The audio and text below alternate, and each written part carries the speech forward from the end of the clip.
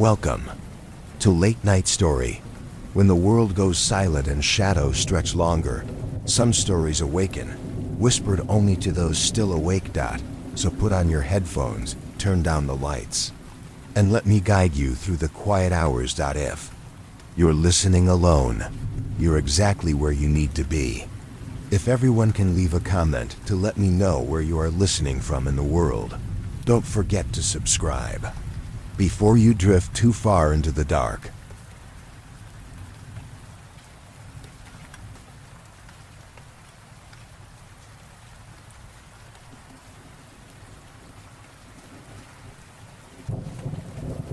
Story 1. I'm supposed to have the office all to myself, yet I'm beginning to suspect I'm not truly alone. When I reported for my first day of work, the office looked nothing like I expected. The route was a desolate series of winding, narrow dirt roads. In the pre-dawn gloom, my headlights strained to illuminate the otherwise unlit path that stretched through scenery that probably looked gorgeous in daylight. The installation ahead of me appeared out of place. Like a standard low-rise office building had been lifted from a city center and dropped into the middle of a national park dozens of miles from the nearest major highway.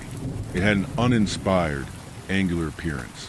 It looked remarkably clean and untouched by the surrounding nature, especially in contrast to the vines and ivy that extended from the dense woods to cover patches of dilapidated walls of security station and old-timey cabins I'd passed on my journey. The parking lot had only one car, a dusty sedan by the main entrance. I took the spot next to it and, carrying my work bag, approached the glass door. In the reflection, I saw my long, curly hair and the sharp black skirt suit I donned. My face, despite my best efforts, betrayed the exhaustion from the long, early commute. I was just grateful to have a job after months of unanswered applications and stressful dead ends. I entered an empty security station. It had everything you'd expect: monitors, metal detectors, scanners, but no employees. Hello, I called. When nobody emerged to greet me, I called again. A gravely voice answered, "Coming." At the far end of the room, a middle-aged woman with unkempt black and gray hair and a dark blue jacket appeared. She held an ID card to a reader. A green light flashed. The doors opened. As she neared me, she rolled a wheeled suitcase behind her. "You must be Amanda," she said, extending her hand. "Nice to meet you," I replied, shaking it. "And you are—" She ignored me as she fished through the pockets of her jacket, her suitcase dropping to the floor with a clang. "Just a moment," she mumbled before removing a second ID card, which she handed to me. I took it. It displayed my name and picture. "You'll be needing this," she said. "Don't lose it. Can't open the door without your badge." "Understood." The payroll system automatically records when you swipe it to enter and exit. So, if you want your paycheck, make sure to swipe in by your start time and to not swipe out until your end time. Anyway, I have to get going. This made me a little confused. I guess I'll go inside and meet the rest of the team. This prompted a single, sardonic laugh from her. "You haven't heard?" "Haven't heard what?" "Everyone else is laid off. Whole building. I'm here to grab my last few personals and to give you your card." "What?" I exclaimed, shocked. "Yep," she nodded. "You're the lucky one. The morons carrying out these reductions missed you because your materials were in administrative limbo during the security check. Those behind you in the onboarding process had their offers rescinded. Those already on board were let go. But you slipped through the cracks. Don't worry, I didn't tell anyone. Now, you've got the building to yourself." The whole building?" "Yep." She picked up her suitcase and dragged it past me. As she reached the door to the outside, she added, "My advice, keep your head down. Don't cause any trouble. With any luck, nobody of any importance will notice that you're working here. Best of luck, Amanda." With that, she loaded her belongings into the sedan and departed, dumbfounded. I placed my purse and briefcase by a desk in the corner of a large room full of open offices.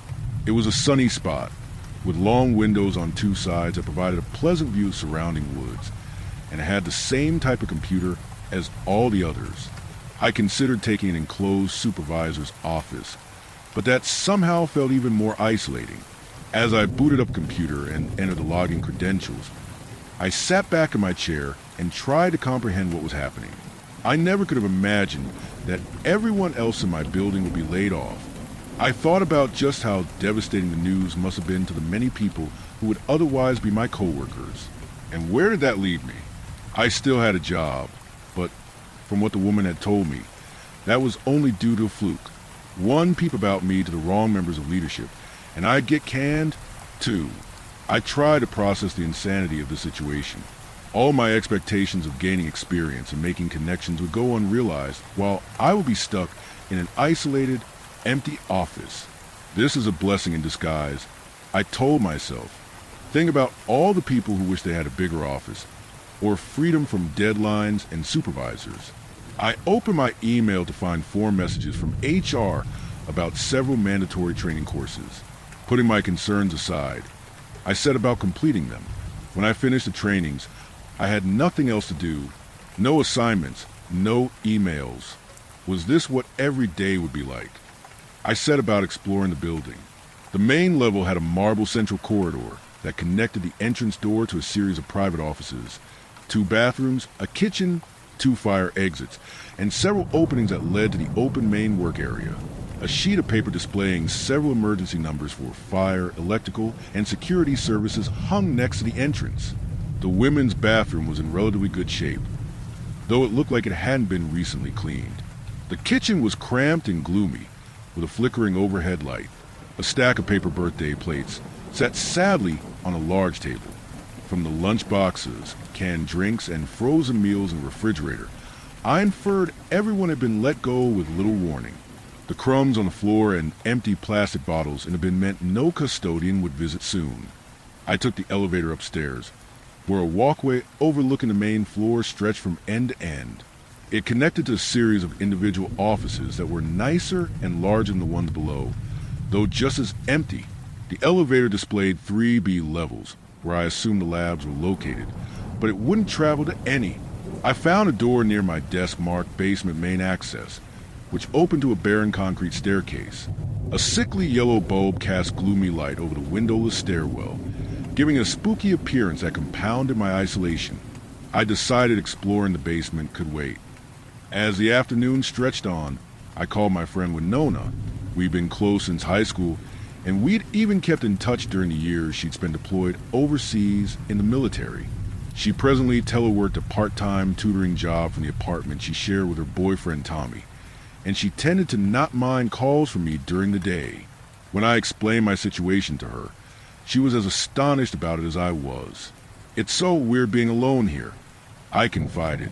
"I keep thinking about all the conversation and meetings and laughter that used to fill this place. Now it's all gone and I'm all that's left." "I'd be so freaked out if I were you," she replied. "Especially with how far you are from, everything." "I know," I said, "but a job's a job. If I don't get work, maybe I'll take online courses or apply to other jobs as a fallback if I'm discovered." "You should try to relax," Winona said. "At least for now. So many people would kill for a situation like yours. Embrace it. Bring books to read, or find a way to watch something you like. Or, better yet, set up a profile on a dating app like I've been saying. With this much time on your hands, you're officially out of excuses." I chuckled. Winona always said I hadn't dated since Michael broke up with me 2 years ago, and I used to say I was too busy. Now, I had all the time I needed. For 2 weeks, I drove the same lengthy route, swiped my car at the front door, and logged into my computer. Time and again, I had no assignments or new emails beyond general announcements. When my first paycheck arrived, I was ecstatic. I spent much of my time following Winona's suggestions. I finessed my resume, applied to new jobs, enrolled in an online accounting course. The remainder of the days I spent reading, listening to audiobooks, setting up dating app profiles, and jogging around the building to stay in shape. The first strange thing happened during my 3rd week. I just set up a date with Alfred, a software engineer I met through an app. We agreed to meet at a restaurant that night.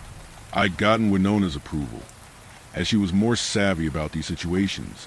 The whole process of meeting someone through an app made me anxious and uncomfortable. So I decided to settle my nerves with a snack I'd packed for myself and left in the kitchen. Only when I got there, it was gone. My entire lunchbox, in fact, was empty. My first thought was that I'd left the food at home. But how absent-minded could I have been to not only forget to pack it, but also take an empty lunchbox? This bothered me, but I shrugged it off in my rush to leave for work. I must have left the food at home. Excited for the date, I soon forgot about it and pushed through my hunger. The date went well. Alfred was a little reserved but polite, and he seemed not to judge my hungry self for eating a hefty meal. I liked him, and we made plans to meet again. The next morning, as I packed my food for work, I noticed that there was no extra meal in the fridge. So, what happened to yesterday's lunch? There has to be a reasonable explanation, Winona told me. Maybe you forgot to make it, or you ate it and don't remember. Neither sounds likely, but what's the alternative? I don't know, I said, as I sat back in my office chair and admired the view outside. This place is just so eerie. It's like I can sometimes sense all the people who used to occupy it. I feel like they're watching me sometimes. I'm sure it is eerie, Amanda, but no spirit of a laid-off employee ate your lunch. If that's what you're suggesting, she scoffed. Don't be ridiculous. You're right, I sighed. We shifted our conversation to my second date with Alfred, a carnival that Sunday evening.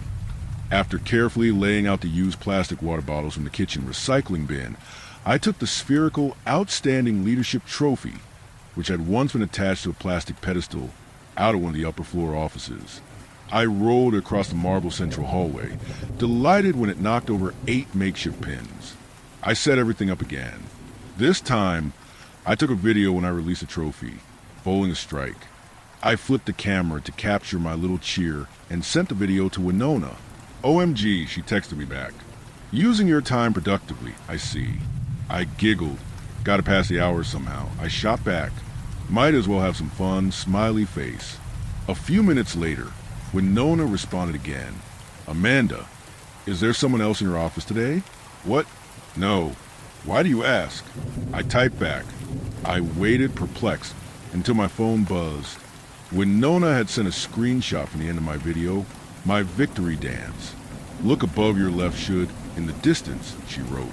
I zoomed into the area she described, which consisted of a glass window on a supervisor's office. At first, I didn't notice anything unusual. Then it hit me. The glass reflected a blurred, faint image of a face. It seemed to subtly shift and waver, almost like a ripple on water, but I blamed the poor lighting and the angle. It was hard to make out, but I could vaguely discern a long nose, a square chin, and a pair of sunken, dark brown eyes. My pulse instantly quickened. What the hell? I texted her back. Is someone here? I called out, my voice echoing in the vast, unoccupied space. No one responded. I grabbed my belongings and headed to the exit. I considered calling the emergency security number or leaving early. Maybe it's just an illusion? Winona texted me. Hopefully I'm freaking you out over nothing. Hopefully she was correct. If I called security, that could lead to the consequences I feared. Don't be the horror movie dumbass. I told myself. Just leave. But I also wanted to deal with this. What if it was nothing, and I ended up risking my only source of income for no reason? I turned and faced the main corridor, where I'd just been bowling. Nothing seemed to miss. Taking a deep breath, I called Winona. Yeah, she answered. Look, I'm going to try to figure out what happened. I want you on the phone with me. Of course. Good. I took a few tepid steps toward the office where we'd spotted the reflection. When I reached it, it was completely empty. Nervously, I turned to the office across from it, where whatever had been reflected in the glass would have been located. I burst out laughing. This office had posters on the wall and pictures on its desk. Someone had left their personals behind. The posters were scientists. I recognized Albert Einstein, and the pictures were presumably of the former occupant's family. I explained to Winona the reflection we saw must have been from one of these images. Sure, but do any of them look like the face in that reflection? She asked. Not really, I conceded, but the reflection was so blurry I can't tell for sure. Anyway, It makes the most sense compared to any other explanation, right? Yeah, she said, though I sensed skepticism. I'm sure that's it. Alfred and I's second date was even better. We'd stayed out late doing cliched things. He won me a stuffed animal. We took a boat ride and sat on a Ferris wheel. As our compartment ascended, I held my breath, and sure enough, he kissed me. We became that couple kissing passionately as our car rotated. If anyone minded, nobody brought it up. When I got home around midnight, my heart was too full to settle, and it wasn't until hours later I went to sleep. Naturally, this resulted in me fighting to keep my eyes open at work the next day. Fortunately, I didn't have any major tasks. After swiping into the building and sitting down at my desk, I leaned back, closed my eyes, and let exhaustion consume me. My phone awoke me sometime later. It was Winona, asking how my date went. I yawned drowsily, took a few sips from the bottle of water on my desk, and called her back. We talked for a bit, as I recapped my evening with Alfred. "You're making me want to puke," teased Winona. "Y'all are too damn cute. So what's next with him?" "We're meeting at my place on Friday night." I related. "Oh my gosh," said Winona. "I'm so excited for you. It's about time you spent the night with a crush." What is that supposed to mean? I shot back defensively. "He isn't necessarily Dash." She interrupted playfully. "Oh sure, you invited him over for a chaste night of formal conversation and mild flirtation. How indecent of me to imply anything further might occur." "Oh, whatever," I nagged as I took another sip of water. "We'll see what happens." Just then, I felt a soft bump against my neck. What was that? Whirling around, I saw something floating slowly before hitting the ground. It was a paper airplane. Jesus Christ, I muttered, jumping to my feet and, in my panic, dropping the water bottle. "What's wrong?" asked Winona. "Someone threw a paper airplane at me." "But you're all alone, right?" "Hello?" I called out to the empty room, my voice once again echoing. "This isn't funny. Who are you?" I glanced everywhere, the upper walkway, the desks, the empty offices, and detected no signs of life. "No response?" asked Winona. "Nope." I bent down to pick up the airplane, made from notebook paper. It had words crudely written in blue ink. "Bad match." As dread coursed through me, I realized something worse. I hadn't brought a water bottle to work. I ended the call with Winona and grabbed my belongings. On my way out, I took the sheet by the door and, once at my car, called security number. "Ma'am," the gruff voiced man answered. "So you're telling me someone threw a paper airplane at you, gave you a bottle of water, and maybe ate your lunch?" "Yes, but it's not like that. These aren't exactly felony offenses, ma'am. Had the water been tampered with?" "I don't think so." When I opened it, the cap snapped like it hadn't been opened before, and it tasted normal. He paused. "So, you're sure you want us to send someone all the way out there over this?" "Yes," I stammered. "Someone is stalking me. Please take this seriously." "All right, stay put. We'll have a park ranger there soon." I stayed in my car, eyes focused on the entrance, foot on the accelerator. I was ready to speed off at the first sign of the creep. Finally, an unmarked car with a siren pulled up. The uniformed officer, bright blue eyes in his mid-30s, stepped out. He had a gun holstered at his waist. He tapped on my window, which I lowered. "You Amanda?" he asked in a deep voice. "Yes." "Officer Jackson," he replied. "I've been briefed on the situation. Want to let me inside?" "Well," I asked. When he emerged a half hour later, he shook his head. No trace of anyone else. "You looked everywhere?" "Yep," he said. "Look, ma'am, I think you're telling the truth. But like I said, I couldn't find anything. Not even the paper airplane you mentioned." "I can't believe this," I muttered, exasperated. "You must have missed it." "Ma'am, you're welcome to go look yourself. There's not much more I can do right now. But anything else happens, let me know, and I'll come right over. Do you want to file a formal report?" "Of course." "If I do that," he added, "the people who own this place are going to find out. Is that what you want?" I let out a moan. This was such bullshit. I wasn't ready to alert leadership to me being here. to this whole situation, not before I found a new job. Forget about it, I uttered, frustrated. I arrived at work the next day with a can of mace in my purse. Before sitting down, I reversed my corner desk to face the opposite direction, giving me sight of the open office area. Anyone heading toward me from the ground level or the nearby basement staircase. When I used the restroom, I took the mace. I spent the day immersed in my job search, broadening my horizons by submitting applications to positions I previously would have overlooked. All the while, I remained vigilant, regularly scanning my surroundings for any signs of life. A few days passed without incident, and I started to calm down. Yes, someone had creeped me out, and for all I knew, was still hiding. But the officers had made valid points. My stalker hadn't done anything to harm me. If they'd wanted to, they could have done it already. I wondered who this person was. A former employee? A vagrant? How long had they been here? And what did they want? A little help? Read the subject line that popped up one morning on my work computer on Thursday morning. I sat up straight as soon as I saw it. This was the first personalized message I'd received in my workplace account. The sender had a Gmail account. Edgar G, followed by 7 numbers. The message read, "Good morning, Mandy.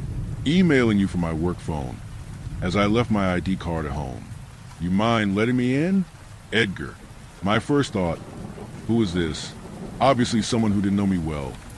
I didn't let anyone call me Mandy. I gripped the mace as I tried to think through the situation rationally. Maybe this was just some sick game by the person who'd been spying on me. Or maybe I typed back, "Good morning. As I do not know you, did you intend to send this to someone else with a similar name? Best of luck getting into your office." The response read, "This isn't funny, Mandy. We've been work buddies forever. I know it's not protocol, but can you please open up for me? I don't want to go all the way back home to get my card. Your friend Edgar." Shit, I thought. There was something seriously wrong with this person. Why would he be pretending to know me?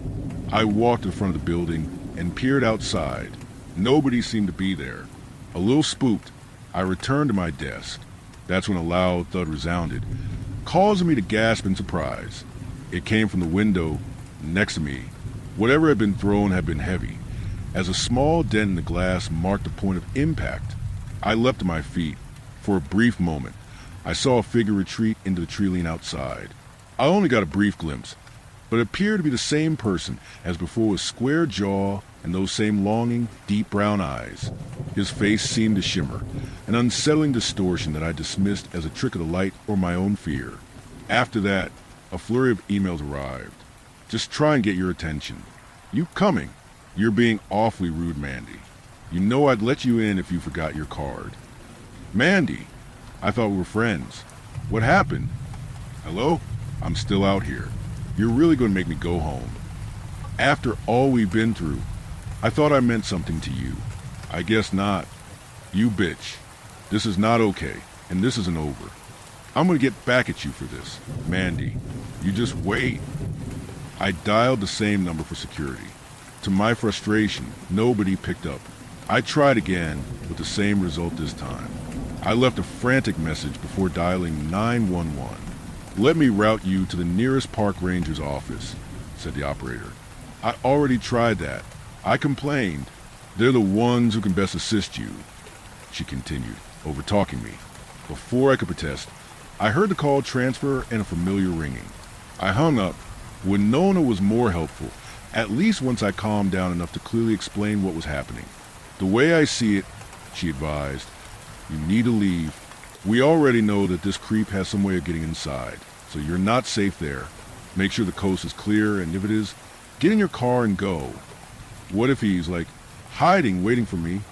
That's why you'll want to take the pepper spray with you. Don't hesitate to use it." I kept her on the line as I made my way to a second-floor office and peered out a large window overlooking the parking lot. It appeared empty aside from my car. Seeing no one, I proceeded to the main entrance. I can do this, I told myself before swiping my car to open the door to the security room. Immediately, a dark, hulking figure emerged from behind the security station. "Fuck you," I roared, activating the spray. Officer Jackson emerged from the bathroom nearly an hour later, face wet and red. "I'm so sorry," I told him, still wondering what he was doing here. "I'll be okay," he said. "I'm trained on this. I just need a bit more time to recover." He'd uttered plenty of expletives after I sprayed him. Fortunately, I'd only gotten off a little before he swiped my arm away, sending the bottle to the ground. "Again, I'm sorry. Don't worry about it. You're just looking out for yourself." I wasn't sure what to say. I didn't expect him to be this polite, especially considering the excruciating pain I'd just forced him to endure. He explained he'd been returning from an emergency when dispatch informed him of the message I'd left. He was already in the area and decided to check on me, parking in a small lot behind the building. He was heading inside in the publicly accessible security room and about to call me when I ran into him. For my part, I recounted the creepy emails from Edgar G. Officer Jackson had many follow-up questions, including if I had anyone in my life, like past romantic partners, who might hold a grudge. No, I said. My only ex, Michael, would never do something like this. And I saw the guy, and he's not anyone I know. He jotted down the physical description I provided. So, we definitely have a persistent stalker. We're not sure what he wants or if he's a threat. Look, Amanda, how about you stay home tomorrow?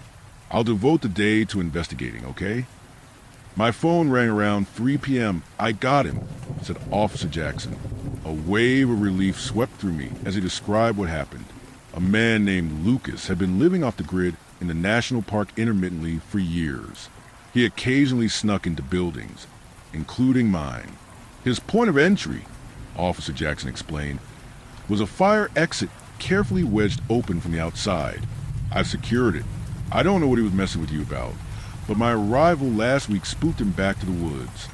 And the emails? He stole a cell phone from a hiker, decided to harass you, probably held a grudge for you calling me. We got him booked on trespassing and illegally residing in the park. He won't bother you again anytime soon. Thank God, I said. It's my job, man. All in a day's work. It's okay. I'm just glad it's over. And sorry for macing you. Maybe you can give me a drink sometime, he chuckled. Look, if you ever need anything or if anything creepy happens to you again, you know how to reach me. After that, things felt like they were turning around. Alfred and I had a splendid date Friday night. He stayed over, and I slept soundly in his arms. Come Monday, I pulled into work feeling everything was on the upswing. For the first time, I felt secure, even turning my desk back around to face the beautiful view outside. So, you texted me things went well with Alfred, said with Nona when I called in the late morning, but I want more details. Like what? I jested, knowing exactly what she was fishing for. I told you we had a nice dinner, and he made breakfast for me in the morning. I'm more curious about what happened between those two activities, Winona retorted. We had a pleasant time, and that's all I'm telling you. Oh, God, you're really going to make me work for it, aren't you? I feigned offense. What? I would never do such a thing. I'm assuming you smooched? That made me giggle. You assume correctly. And then, I'm not telling, but I will say he was very good at it. At what? She cried. Winona, don't you have work to do? She groaned. Did you too, you know? I don't know. Sleep together? I paused, letting the question simmer. Then abruptly, I giddily blurted out, yes, it was awesome, and I gotta get back to work, bye. I hung up, a proud smirk on my face. By Tuesday afternoon, my ecstasy had soured slightly. I'd had a challenging job interview that morning, and worst of all, Alfred hadn't responded to me since I'd seen him last weekend. I'm fearing the worst. I confided in Winona. What if it was all an act, and he's gone now that he got what he wanted? I wouldn't worry, Winona assured me. From what you told me, he's not the kind of guy to sleep with you and then ghost you. I'm sure something came up. You'll probably hear from him tonight or tomorrow. I'm sure you're right, I said.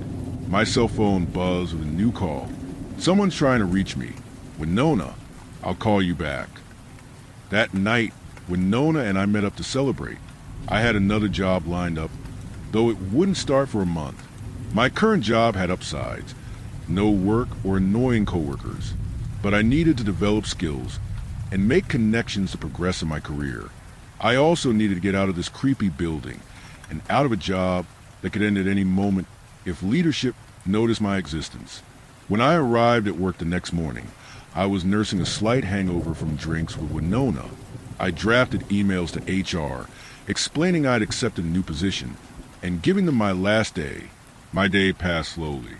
I read a chapter, took a short nap, and made progress in the accounting course. Near the end of the day, I got up to use the restroom one last time before the long drive home. When I returned, my phone, ID card, and car keys were missing from my desk. What the fuck? I whispered to myself. Meanwhile, emails popped up on my screen from the same Edgar G as before. No, I thought, wasn't this guy in jail? Regardless, how did he have access to the same account? The emails were written in the same style, just a sentence or two each. This is the last straw. Mandy, getting a new job without even telling your trusted colleague. Don't worry, Mandy. I didn't do much. Just a friendly prank to even things out. Come and get it. This last message included two photos. One of room B315, the other showing my ID card and phone on a small table wedged between the closet door and coat rack in the room's back corner. Fuck, I hissed. Officer Jackson must have arrested the wrong person. I was a fool to think I'd be safe here. Perhaps it was just a prank, at least in the twisted eyes of my tormentor. My stalker hadn't actually harmed me. Maybe if I went to the basement, which I'd avoided, I could retrieve my belongings, leave, and never come back. But fuck that. I wasn't eager to march into harm's way. I opened the phone function on my computer. Officer Jackson, he answered.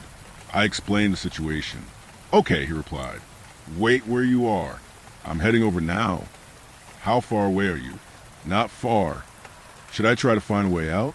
The main door won't work, but I'm sure I could use one of the fire exits. Negative, he replied. The fire exits are all locked.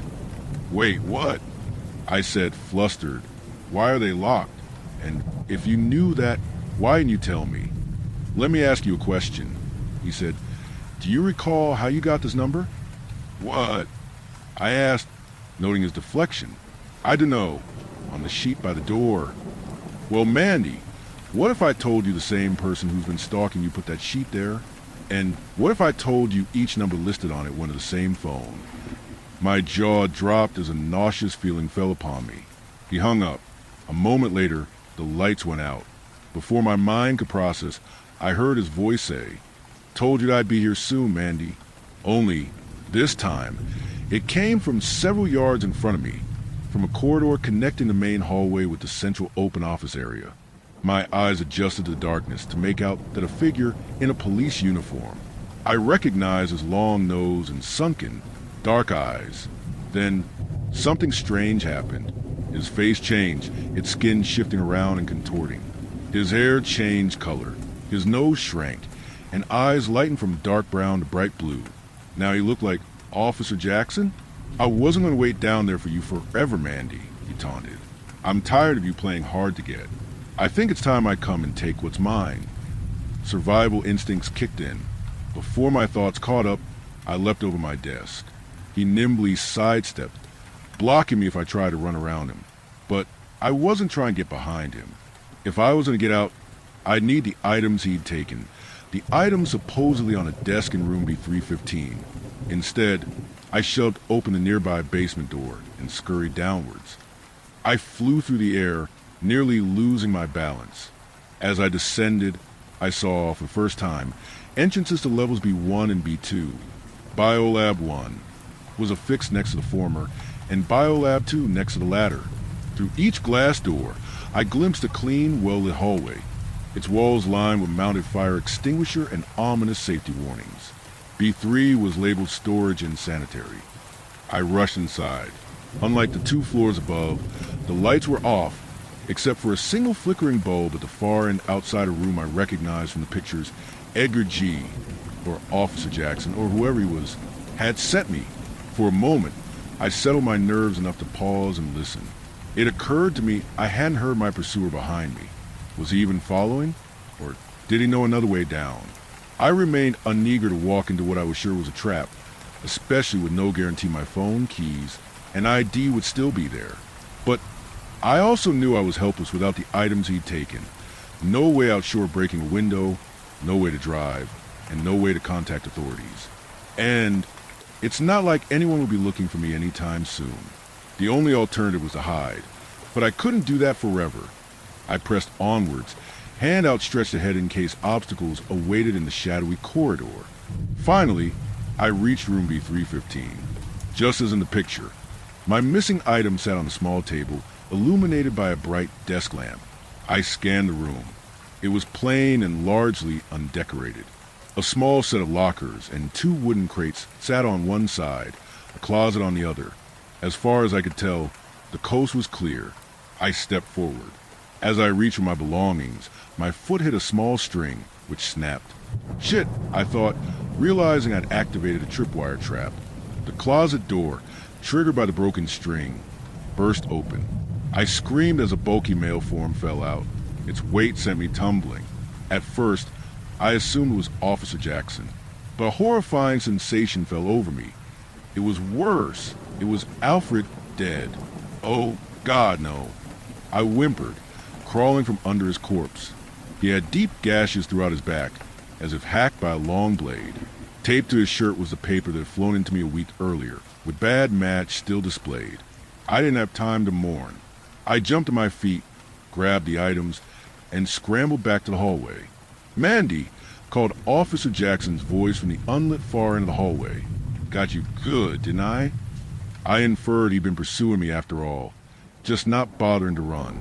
He wanted me to fall victim to his prank. I weighed my options. I could try to get past him, but I didn't like my chances. He had a gun. Instead, I darted into the room directly across from B315, hoping to find a temporary hiding place until I could sneak past him. It was a mostly empty storage room. In its center stood an arched wooden structure covered in flowers. I snuck into the closet behind it. I gasped. It smelled disgusting, and I quickly realized why. Another dead body. It was covered by a plastic bag and propped against the wall. Oh, God, I thought, realizing who it was. Jesus Christ, this guy had murdered fucking Michael of all people. What the fuck? Why? I slipped behind Michael's body, continuing to fight against the urge to puke. As I did so, I heard the door open as Officer Jackson stepped inside. "Mandy, you in here? Come on out already." Like I said, I'm sick of playing games with you. We were just getting started. I listened to him pace about the room. I held my breath as he opened the closet door and peered inside. "Big mistake," he said, my heart dropping. "Breaking up with her. I may be upset with her for the moment, but she's a quality lady. Shouldn't have let her go, Michael." He closed the closet door, and I felt as much relief as someone in my situation possibly could. Officer Jackson opened the door back to the hallway. "No more hiding in the dark, Mandy." Brightness beamed as he flipped on the lights. It took my eyes moments to adjust. I continued to listen, hearing footsteps, then a closed door. The sounds became muffled and distant. Recognizing the opportunity, I shoved Michael's corpse aside, sprinted out of the storage room, and re-entered the hallway. As I hurried back toward the staircase, I realized, to my shock, that the walls were covered in photographs of me working, stretching, reading, napping. Lots of me napping with a camera right in my face. It was as if every day since I arrived, he discreetly shot a new photo album of me.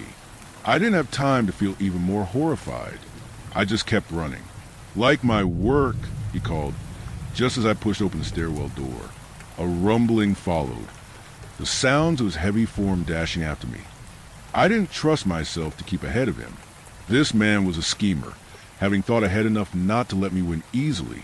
So, when he finally opened the main level door, I was waiting with a fire extinguisher from B1. I slammed it as hard as I could into his face. It was a perfect hit. Blood flew as the blow sent him sprawling. I didn't wait to see how badly I'd hurt him. Instead, I dropped the extinguisher and frantically hurried to the main entrance. My card worked. The door opened. I flew outside, hopped into my car, turned on the engine, and zoomed away into the night. Winona and Tommy let me move in with them for the next several weeks. I couldn't be alone. I met many times with police officers who confirmed I'd been hoodwinked into calling a fake security number. They quickly identified the likely culprit as an Edgar Garrison, who'd briefly worked at the facility as a test subject. Records showed that one of his trials had lingering, long-term effects on his appearance, sparking a lawsuit from him that was ultimately dismissed. During that time, Edgar developed an attraction to a female lab technician. When she didn't reciprocate his feelings, he turned to stalking. He was eventually fired for it.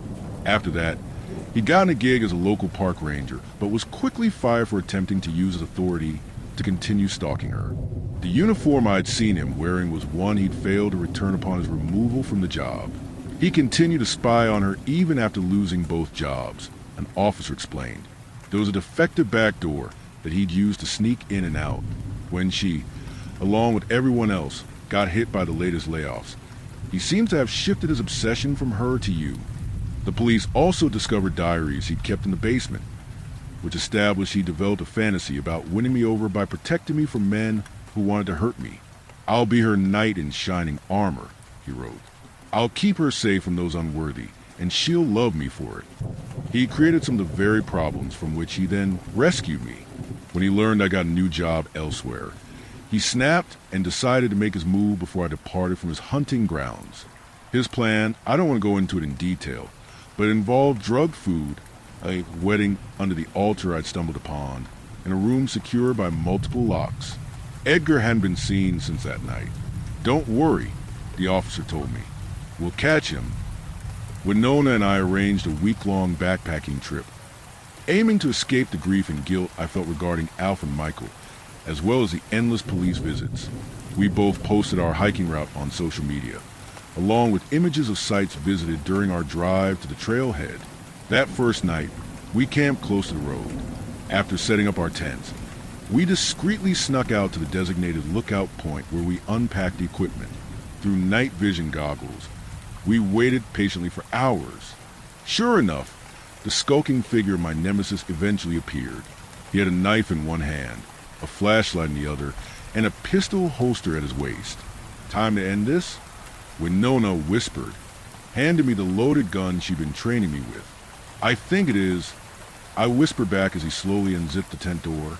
We only had moments before we discovered the figures we'd left in the sleeping bags were mere props. "You know I've got your back if anything goes wrong," Winona assured me. I nodded and gave her hand, which gripped her rifle's barrel in an affectionate squeeze. Taking a deep breath, I emerged, stood tall, and walked confidently. The last thing he saw, as he spun around and went for his gun, was a laser sight aimed at his bandaged forehead, followed by 2 quick flashes of light.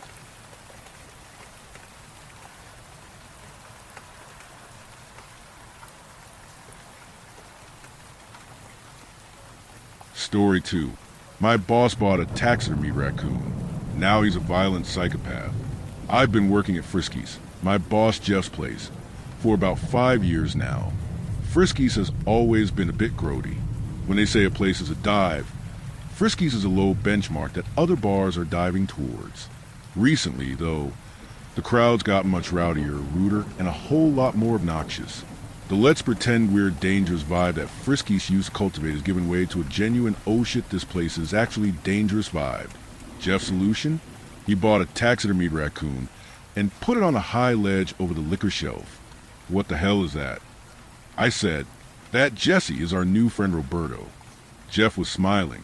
I'd been under the impression that he didn't know how to smile. "And Roberto's a raccoon." "You've got a very keen eye," he said. "I see that Roberto the raccoon is dead." Another very astute observation. "Okay," I said. "Maybe I'm being unclear about what my concern here is. Jeff, why did you put that dead raccoon up there?" Jeff squinted his eyes and stared at Roberto the raccoon. I could see the gears turning. "It's going to help with the shitbirds screwing up my bar." "How, though?" He took a beat to think about that.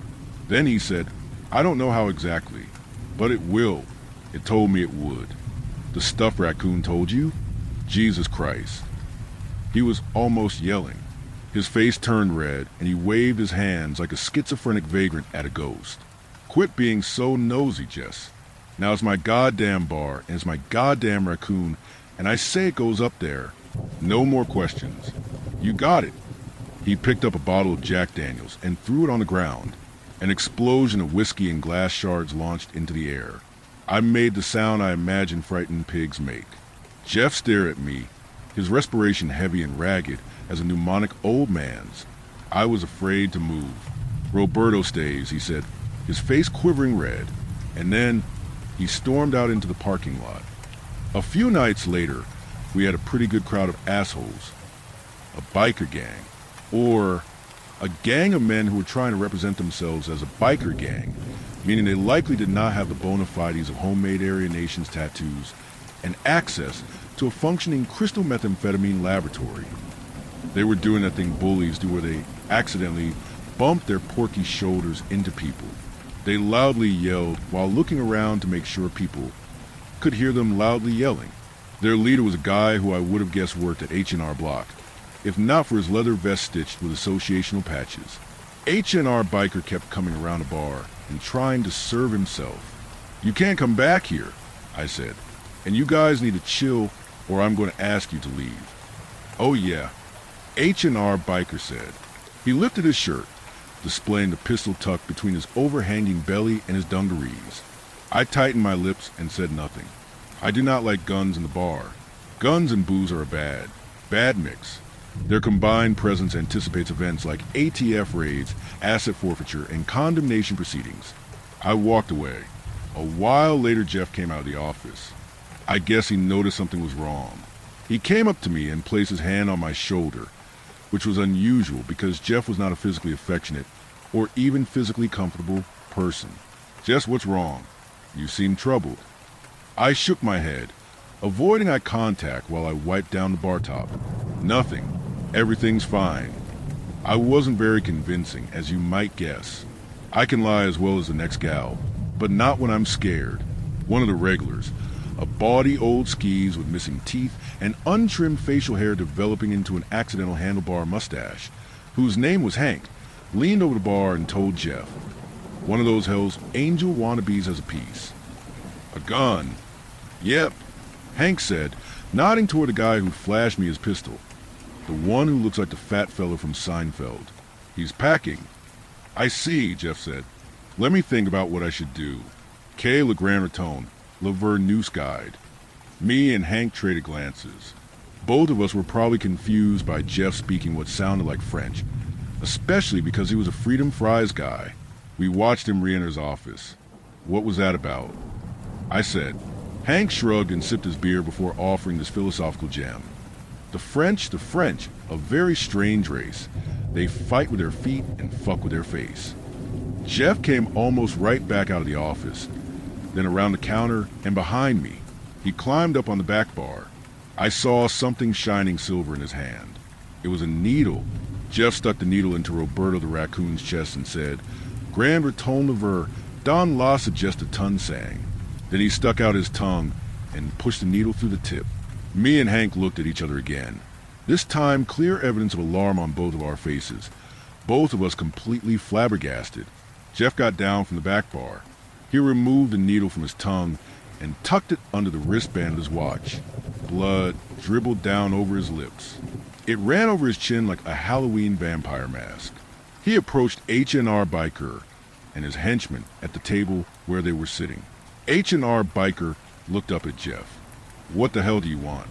The speed and power of Jeff's violence stunned me. He shot his rigid palm from his side like a pneumatic nail gun rocketing out a nail and smashed H&R Biker's nose flat into his face. The way the blood exploded from the guy's nose reminded me of stepping on a fast food ketchup packet. Before I could really understand what was happening, Jeff had pulled the man's gun from his waistband, cocked it, and then pressed the barrel against his forehead. Several of the other bikers reached for their waistbands, their backs, or their vests. Jeff discharged a round in the middle of the table before bringing it back to H&R Biker's skull. "The first one of you to touch your guns gets your buddy plugged. You are desecrating the temple of Roberto. I am his apprentice. I warn thee, who would anger the great one who eats trash." The bikers looked at one another's faces. I think each Confederate was gauging whether their fellows were planning on making a move. But then Jeff started murmuring crazy whispers with a sound harshly clipped off at the end. The quiet babble of lunatics before they explode. I think they were afraid to even move. They must have been, and Jeff was on my side. Jeff squeezed the pistol grip so tight that his suntanned fingers blanched white all the way through. After a minute, one of the bikers said, "We'll go. Just let us leave, and we'll get up and walk out. We're sorry about the trouble." A minor chorus of yes and okays were half-heartedly mumbled, indicating a majority vote. You can't desecrate his temple. Those who trespass before him will be piled upon the refuse of his dumpster and scattered by his nursery's great feast. Jeff waved the gun and screamed, "Do you understand?" "We understand. Sir, we understand. I promise we understand," their spokesman said. Jeff seemed to be considering it. Finally, he dropped the gun down by his side. "Then go, and may Legrand Raton forgive you and bless your dreams with his omens." The bikers left. Jeff went into his office and sat down.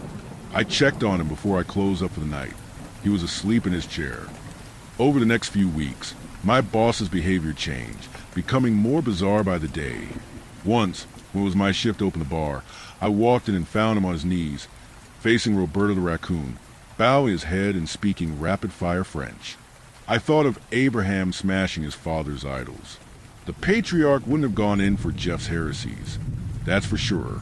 But whatever Jeff was doing was working. The instigated patrons shaped up or shipped out, and the bar became a reasonably safe place again, while still maintaining a modestly rowdy reputation. But as Jeff reached each new, bizarre toll on his lunatic's turnpike, Frisky's customer base shrunk smaller and smaller until barely even our regulars showed. And that was before things even really got nuts. My phone woke me up. It was my day off and I wanted to sleep late, but I was also expecting a birthday present from my aunt, and I had to keep an ear out for the delivery driver's call. I looked at my phone. It told me both that it was 4 in the morning and that Jeff was calling. I answered. "Yeah. Jess, I have something very important to show you. Can I pick you up?" I sat up in bed. "Jeff, well, what? Do you know what time it is?" "I need to show you. It's very important that I show you. I'm waiting outside. Please, It sounded like he was about to cry. "I need your help, Jess." Yeah, okay. Just give me a minute. Let me get dressed." I watched the lightless green-black blur of the forest go by my window as Jeff drove us further out into the sticks. We'd been driving for an hour. The homesteads changed until they were all up long dirt drives and hidden behind trees. And soon after that there were no houses at all. I saw animals' eyes glowing yellow and red in the darkness of the woods. Daylight still more than an hour away. Jeff hadn't spoken the entire drive. So I tried to sleep until we got there, wherever there was. But I kept hearing him whisper to himself, those whispers with words harshly clipped at their ends. He said several times, "Sacrifice an holocauster unto his deorgers." I didn't know what the whole phrase meant, but it's never a good sign when someone suffering a nervous breakdown whispers the word Holocaust. I couldn't imagine. Its meaning was very different in French. "Thanks for coming out here with me, Jess. I just have something important to show you." Jeff nodded his head while he spoke, like he was a churchgoer affirming the truth of a testimony. "Yeah, no problem. I've kind of been..." I stopped myself. Jeff turned his head to look at me while he drove. "What? What is it? You can tell me." I turned to face him, too. I couldn't believe it. I thought I might cry. "I've been really worried about you." I nervously laughed in my clogged nose, wiping the corner of my eye. Really, really worried about you." I looked into his eyes, waiting. I jumped in my seat when he started laughing, and it was weird, forced laughter, and it got louder and louder until it was wild, unhinged laughter that had no connection to humor. He subtly just clamped down on it. The sound of someone closing a door on a loud laugh track sitcom. "That's crazy, Jess. That's really a crazy thing to say. I'm doing so good. I'm doing the best I've ever been." He whipped the steering wheel suddenly to the right. I screamed. He didn't even respond to me screaming. "Jeff, where are we going? You're starting to scare me." Ah, well, we're here now. You'll see right now. You'll see. He pulled off on a dirt road. After a minute, he stopped the car in a clearing inside a dense circle of pines. Here we are.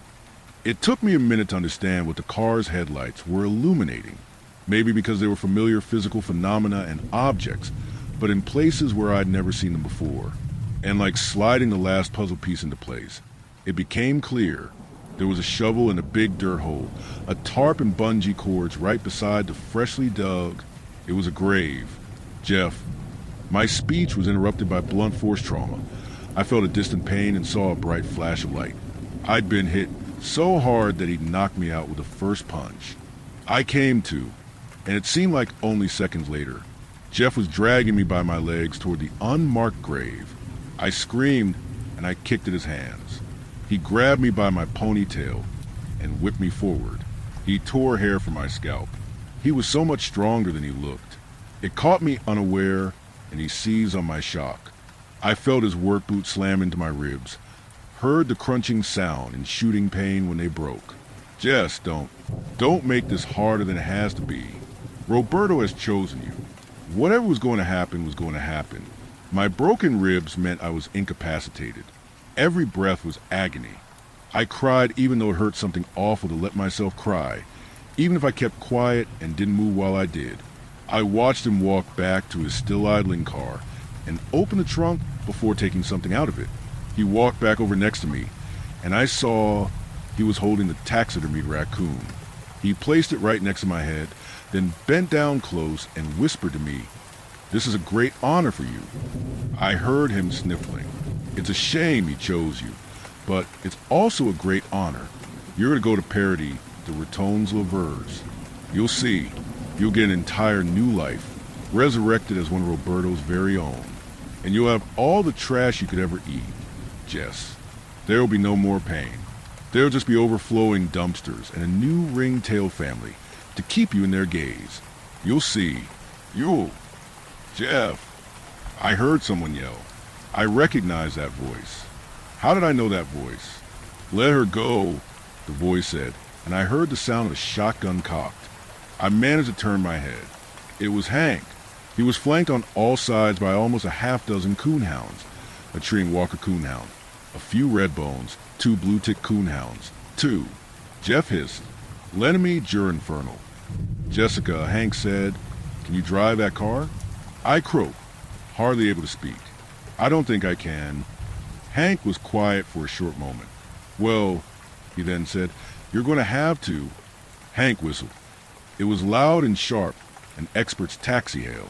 "Louis," he said, looking at one of the blue-tick hounds, who responded by stiffening his body from his snout to the tip of his tail. "Emin la la voiture."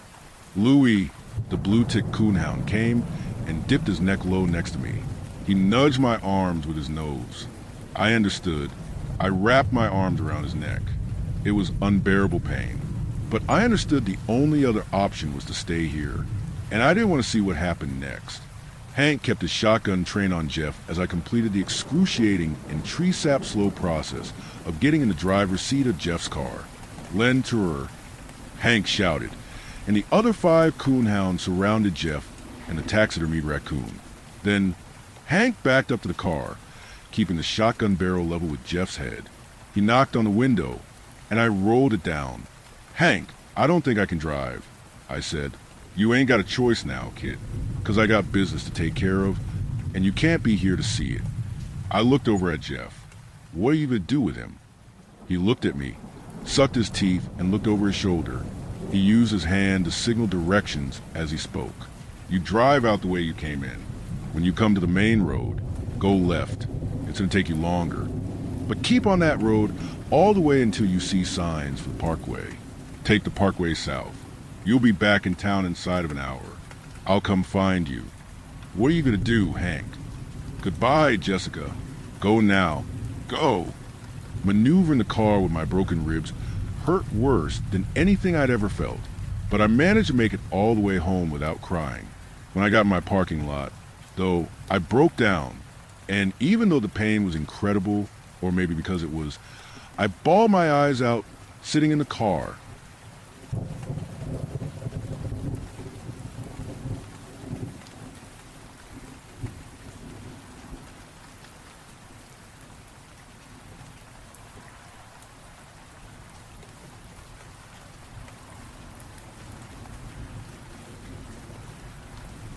Story 3. I stayed at office after hours, and I found something I was not supposed to see. Enjoy rest of your shift, dude. Sam said.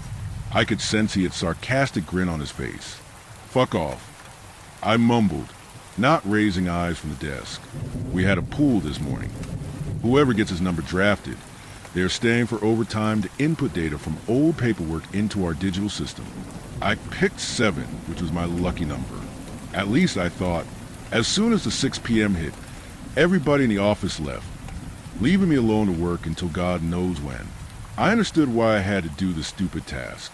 Company was doing bad, like really bad. Our budget was cut. We have let some people go too. Our manager wanted to appear as he was actually doing something other than scrolling Reddit all day. So he stated that we need to investigate data from the previous years, back when we filled out quotas by hand, and compare to today's. Manager dropped 2 cases of folders shortly before everybody left. Seeing the size of them made me want to puke. I knew I was in for a long night of manually inputting numbers into Excel spreadsheets, maybe even 2 nights. I lost track of how many hours had passed, but I locked in and I finished first box relatively quickly. As I started pulling out files from the second box, I felt a bit of hope. I just might finish everything tonight. I closed the folder with September 2007, October 2007 written on it, and I pulled out next one. It said February 2009, March 2009. Are you fucking kidding me? I yelled out loud. I stood in my cubicle to catch breath and accept defeat. Now I had to go from a 9th floor all the way down to the basement and find a folder with missing months. I rubbed my strained eyes and opened them to empty office. I never stayed too long at work. It was uncanny seeing the office at night. Desolate. Overhead lights were shut down in each cubicle except mine, and other than green exit sign, I could only see shimmering glow of downtown visible in the distance through the wall-high window panels on the opposite side of my cubicle. My building was nearby the industrial zone, at the outskirts of the city, and I suddenly realized how alone I am. Perhaps not in the building, but in the radius about a mile, as only thing around it were parking lots and roads. I checked the watch. 10:31 p.m. Come on, focus. Imagine how Sam would tease you if he knew you were scared of being alone at work. I shook at the feeling and went for elevator. Hallway never seemed this long during the day. As I was making way towards the elevator, ceiling's lights kept turning on by the motion sensors, turning off just seconds after I passed them, some of them ominously flickering and buzzing. I stopped. Pitch black corridors seemed to stretch endlessly into shadow from both sides as I stood under lone beam of light. I looked back, half expecting I would find a silhouette standing in the dark. I shrugged and kept on walking, increasing my pace. However, I could not stress that creeping feeling that slithered through my spine, a feeling of having someone's eyes on my back. I reached the elevator, which took what it seemed like an eternity to get from the ground floor to 9th. I took my phone to open an Instagram or Reddit to try and distract myself, and I put it back immediately as I had no internet, no service. I nearly started to get concerned about that too, but the elevator came and I jumped right in, saving myself from the pressing unknown of dark hallway. As elevator was heading down, I debated going straight home in my head and leaving my stuff in the office. Pulling myself together, I realized how silly I am being. A grown-ass man being scared of the dark. I should be scared of all the work that might wait for me tomorrow if I didn't finish it tonight. Realizing how much I started sweating from walking quickly, I took the coat and just threw it on the ground, trying I was catching my breath. I slapped my face a couple of times, pep-talking and convincing myself that I am not, well, a coward. It worked well until the elevator reached the basement and the door opened. Stale smell of mold and rust hit my nostrils, and I realized another dark hallway was waiting for me. I remember when I was an intern, I used to take some of the folders down here. Our storage was nearly at the end of the tunnel, which luckily was not that long. I didn't bother to pick up the coat. I just wanted to get the files as soon as possible.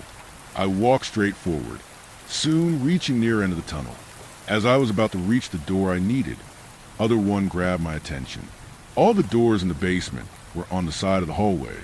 This one, however, was at the very end of the hallway. It was open, Is anybody else working overtime? What are the chances they are in the basement at the same time I am? Questions raced in my mind. I approached slowly, glimpsing into it. The room was empty, and I could not see what was in it. I could only see another door on the far side, also open. As I approached, I thought I saw hints of blue light around it. Hello, words left my mouth. I would definitely be the first one to die in a horror movie, I thought, getting mad at my survival instincts, or lack of them, for better or worse. Nobody replied, and I got even closer, reaching entrance. I pulled out my phone again, turning on the flashlight. I pointed light toward the room from the threshold, but I could not see anything. Not that the room was empty. I actually could not see anything, as if floor and walls simply non-existent. An abyss. Fear got back in my head with full stride.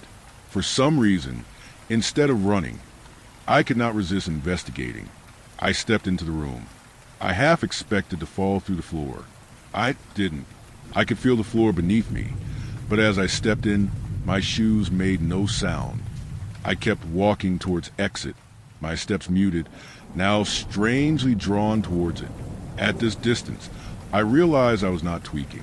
Tiny blue slivers, thin as a strand of hair, occasionally busting out of dark around the doorframe, and disappearing few seconds after. Deep breath, and I stepped into it.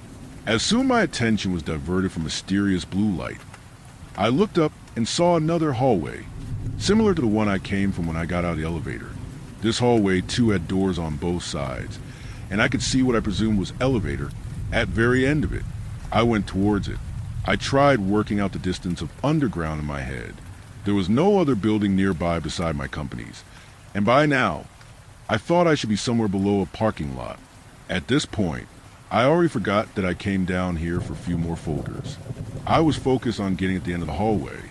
As I approached slowly, just several paces away from the elevator, I noticed it was not empty. There was something on the floor. I squinted my eyes, getting close, and after a moment of confusion, I figured out what it was. Blood drained from my face. It was my coat, the one that I took off just a few minutes earlier. Fuck this, I thought, and I ran back toward the elevator.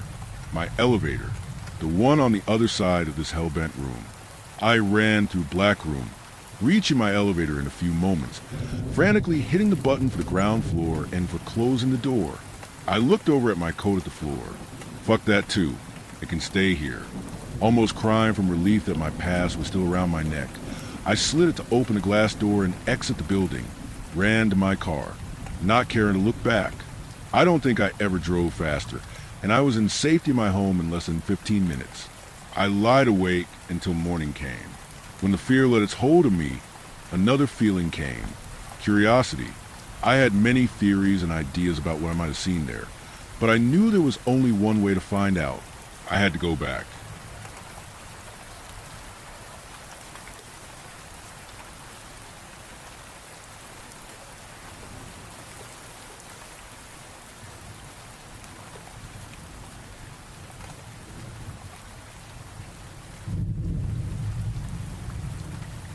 Story 4. Have you heard of the dream screen? I first heard about it when I was 17. A thread on some old conspiracy forum. A user claimed their cousin had seen a television that showed them their perfect life.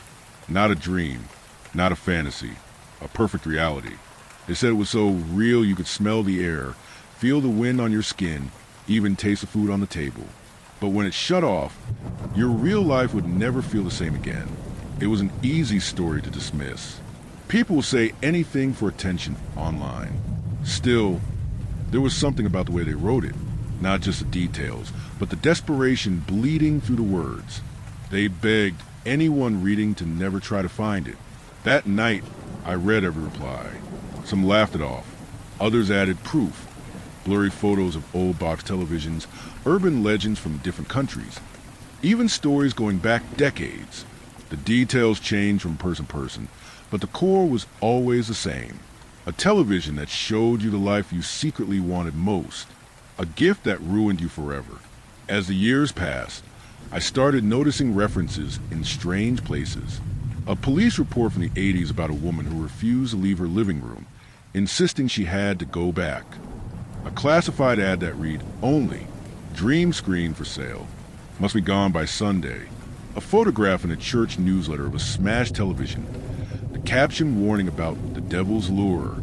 At first, I thought it was just a fun obsession, something to research on nights I couldn't sleep. But the more I found, the less it felt like a joke. The stories weren't connected by coincidence. They were the same thing told again and again, decades apart. It became my secret project. I built timelines of sightings, mapped supposed locations. It seemed to move in a slow, winding path across the country, never staying in one place more than a few years. Each time, the stories would flare up locally before fading again. Then, about 6 months ago, I got my first real lead. A message from an anonymous account. They called themselves Glasslight and claimed to know where the television was now. They said it belonged to a man who lived 3 towns over in an old farmhouse that looked abandoned from a road. They didn't explain how they knew. They just gave me the address and ended with one sentence. "If you find it, do not turn it on." I told myself I was only going to look. I want to confirm it existed. Maybe take a picture. I wasn't going to watch it. The farmhouse stood at the end of a dirt road swallowed up by bare trees. No lights, no sound, just the crunch of frost under my boots. I knocked once, and the door opened almost instantly. The man who stood there looked empty. His face was thin, his skin pale with sickly undertone, his eyes sunken and rimmed with red.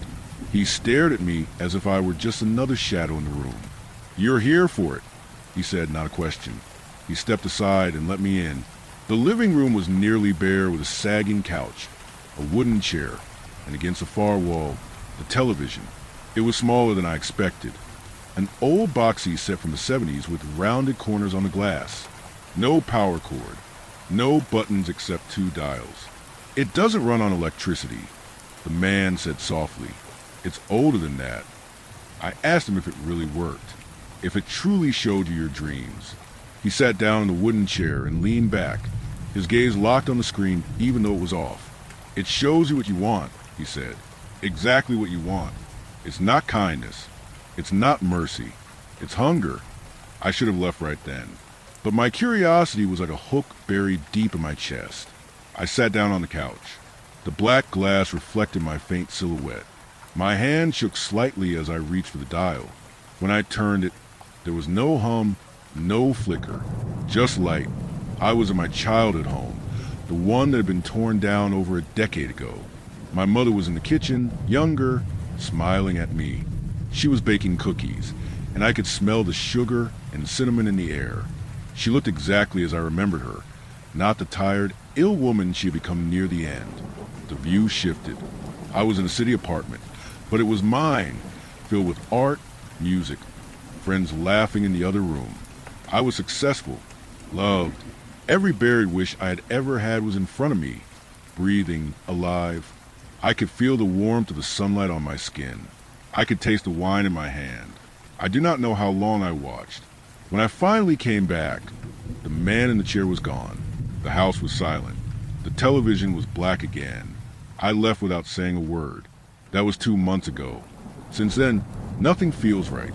Food tastes dull. Music feels flat. The people I love seem far away, as if they're acting in roles they don't believe in. Even the sunlight feels wrong, a little too pale, a little too cold. I thought maybe time would dull it. It hasn't. It only grows sharper, the memory of that life inside the screen. Every night, I see it in my dreams. Every morning, I wake up with the ache of loss. I've learned more since then. The dream screen was not built by human hands. It has appeared for centuries in different forms. Before televisions, it was mirrors. Before mirrors, still pools of water. Always showing, always tempting, always leaving you hollow. It is the work of something older than the world, a higher power, but not one of mercy or justice. Something that understands desire so perfectly that it can shape it into a prison. And now it is moving again. I am telling you this because it will be looking for someone new. If you ever hear about the dream screen, do not try to find it. Do not try to see it for yourself. It will show you your perfect life, and then it will take the real one away.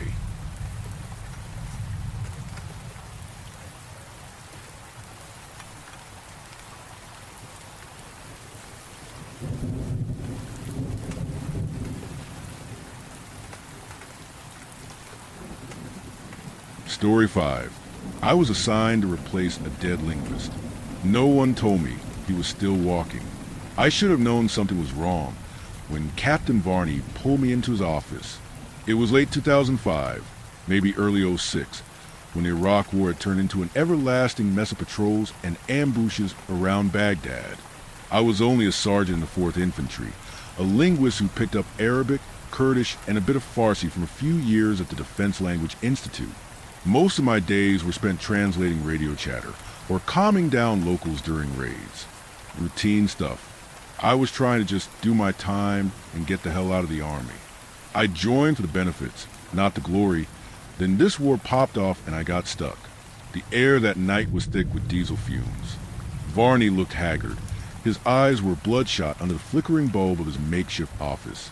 "Sergeant Mullins," he said, not looking up from his desk, "you're being reassigned. Effective immediately."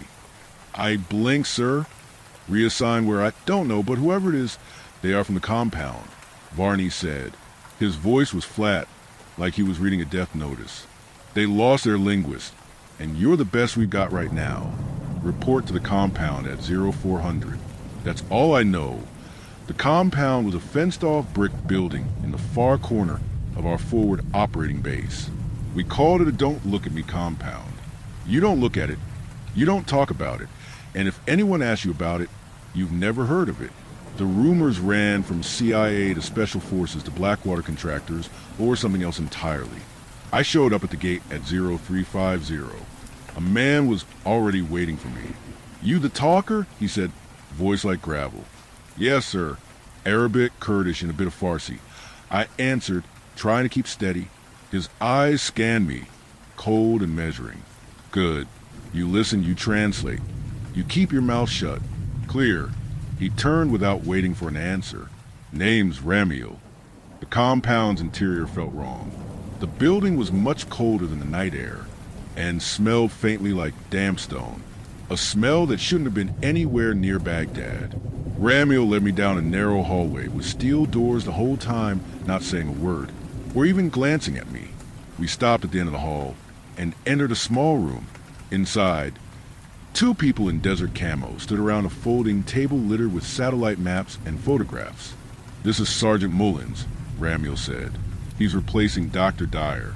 A woman in her late 30s looked up. Her eyes were sharp, but there was something behind them, maybe exhaustion, maybe fear. Nobody said what happened to Dr. Dyer. Nobody had to.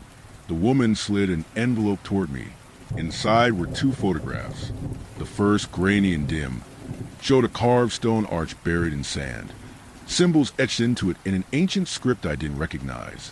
The second showed the same arch, but this time one word was clear in Akkadian: return. I tried asking Ramiel about what we were doing here, but he cut me off saying, "You'll know when it matters."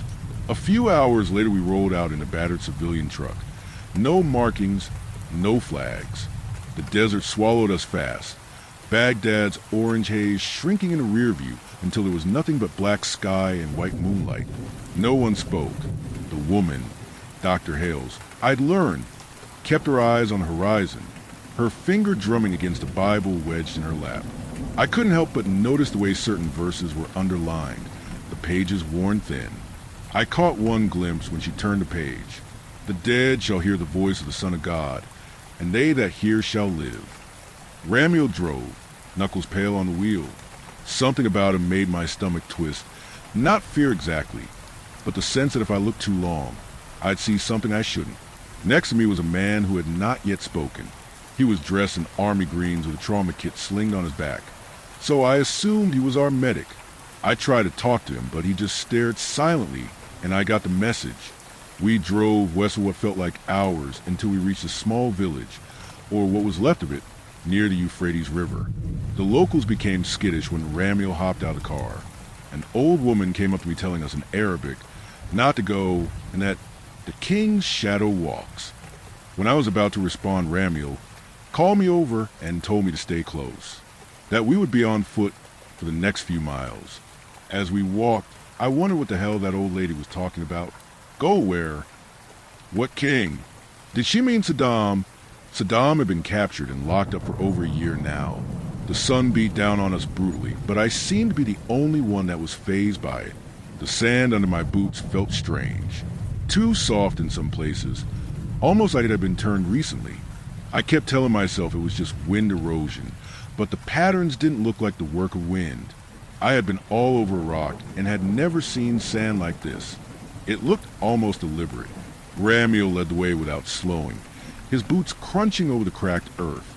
Dr. Hales trailed close behind him, reading from a small notebook in one hand, the Bible still tucked under her arm. Every so often I caught her murmuring under her breath, but it wasn't English. It wasn't Arabic either. It sounded older, guttural, like the syllables had to be forced out of the throat. The medic still hadn't spoken. His eyes were fixed on the horizon, scanning the dunes like he was expecting someone or something to crest him at any moment. After an hour, we passed what was left of a stone wall, half buried in sand. The carvings on it were faded, but I could still make out fragments of cuneiform. My training kicked in. The words were broken, incomplete, but I read enough to feel my stomach drop. The king crossed the waters. The king drank of the well. The king shall rise again. A few feet past the wall, we found bones. Human, by the look of them, bleached white from the sun. They weren't scattered like a battle site. They were laid out in a careful line, pointing toward the west. "Don't touch them," Ramiel said without turning his head. I wanted to ask how he even knew I was looking, but before I could, Dr. Hale stopped walking. Ahead of us, the desert floor dipped into a wide, shallow basin. At its center was the arch from the photographs, exactly as I'd seen it, only now. Up close, I could see the carvings pulsing faintly in the shadows, like they were catching light from somewhere underground. A wind picked up, hot and dry, carried with it the faint scent of water, impossible this far into the desert. Ramiel turned to me for the first time since we left the truck. "You're up, Sergeant. Read the door." I stepped closer, tracing my eyes along the cuneiform etched into the keystone. The main inscription was clear now. "Return unto me, and I will give you life everlasting." But there was something else. A second line, half hidden beneath centuries of grit. I brushed away the sand with my sleeve, revealing jagged, uneven symbols that didn't match any Mesopotamian script I knew. The air changed the second I stepped under the arch. It wasn't just cooler, it felt thick, like moving through water. My ears popped, and for a moment I swore I could hear voices whispering in languages I didn't know, layered on top of each other, rising and falling like the tide. A staircase of carved stone led down into darkness. Ramiel went first, his steps slow but sure, as if he'd walked this path before. Dr. Hales followed, flipping open her Bible and running her finger along a passage without reading it aloud. The medic was behind me now, and I could feel his eyes on my back the whole way down. We descended for what felt like forever, the light from the surface shrinking into a pinprick above us. The walls here were covered in more inscriptions, some in Akkadian, some in something older, older than Sumer, older than anything I'd seen in the books back at DLI. The Akkadian ones I could read.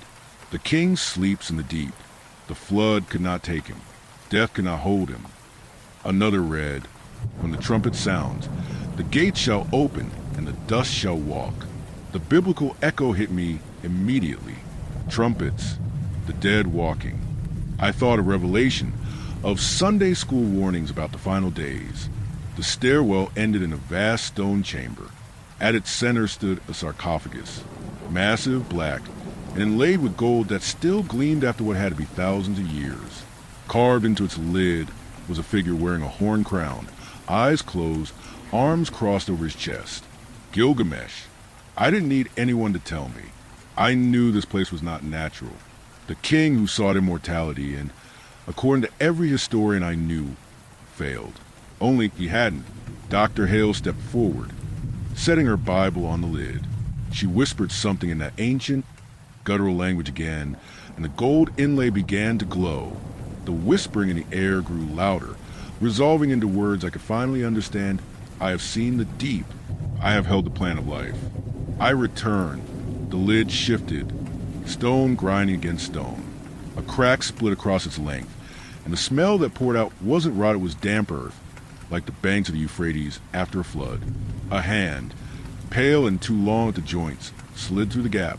On its wrist was a battered Casio watch, the kind you only saw on guys who'd been in country a long time. The glass was cracked, the strap frayed like it had been worn for years. I froze, unsure why Ramil's expression had gone from stone-faced to something darker. The lid ground open wider, and the rest of the figure emerged, a man in torn desert fatigues, but moving wrong. Every motion too smooth, too precise. His eyes caught the torchlight and flared, almost golden. That was our linguist, Ramil said, voice low, Dr. Dyer, or what's left of him. I'd never met the man, but hearing his name here in this place made the hair on my arms rise. The thing smiled, and it wasn't the smile of someone glad to see old friends. It was possession, ownership. Translate for me, linguist. It said in flawless Akkadian, tell them their king has returned. I backed up until my shoulders hit the cold stone wall. My training told me to reach for my rifle, but some deeper instinct told me it wouldn't matter. Dr. Hales didn't move. She stood with her head bowed, eyes closed, lips moving in silent prayer or maybe recitation. I couldn't tell if it was for God or for the thing in front of us. Ramil stepped forward, drawing a knife that looked older than the tomb itself. We can end this before. The chamber shook. A low groan rolled through the stone like the world itself was shifting. From above came the heavy, final sound of something massive slamming into place. The faint light from the stairwell vanished. We were sealed in. Gilgamesh turned his head toward the sound, unfazed. The gate closes when the trumpet sounds, he murmured, as if to himself. But the dead do not rest. Water began to seep between the seams in the floor, dark and cold. My boots were wet within minutes. It carried with it that same scent from earlier, the river after flood. I tried to get to the stairs, but the way was blocked by a slab of stone that hadn't been there before. No seams, no hinges, just smooth, ancient rock where the entrance had been. Containment! Ramil growled without looking at me. They knew the risk. If he woke, no one leaves. Dr. Hales opened her eyes. The water will rise. That's how they keep him. We drown with the king. Gilgamesh stepped down from the sarcophagus, every motion precise, fluid. His eyes locked on me. You speak the tongue, he said. You will carry my words when the flood recedes. That is how it has always been. I'm not carrying anything. I muttered, rifle still trained on him. He smiled, not cruel, not mocking, almost pitying. You will? The water was halfway to my knees now. The chamber's walls seemed to breathe with the rising tide, and the carvings shimmered in the torchlight, shifting into scenes of cities drowning, crowned kings walking through crowds of the dead. Amiel looked at me sharply. There's another way out, but it's not for all of us. The implication was clear. Someone had to stay to seal the door again. Someone had to keep the king from following. Gilgamesh tilted his head, watching us decide. Choose wisely, he said in Akkadian. The flood takes the unworthy first. The water was to my waist now, icy enough to burn. Every breath tasted of silt. Ramil pointed to a shadowed crack in the far wall, just above the waterline. Narrow, jagged, barely big enough for a man to squeeze through. That leads to the outer ravine. It's the only way out before the chamber floods. But once you're through, he glanced at Gilgamesh. You have to collapse it. No hesitation. Dr. Hales shook her head. If he reaches the surface. I know, Ramil said. The water climbed higher. Somewhere deep in the tomb, a low rumble began, rhythmic, almost like a heartbeat. Ramil locked eyes with me. You get out, Mullins. You tell them. I'll hold him here. I didn't argue. I couldn't. My legs were already moving toward the crack in the wall, sloshing through the rising black water. Behind me, I heard Ramil muttering something in that ancient, guttural tongue, the sound almost swallowed by the rushing tide. Gilgamesh's voice answered in kind, calm and patient, like two old soldiers discussing a war long past. I pulled myself into the crevice, stones scraping my arms and chest. The light from the chamber grew smaller, fainter.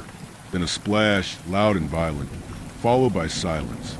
When I finally reached daylight, I was on my hands and knees in a dry ravine, gasping air like a drowning man.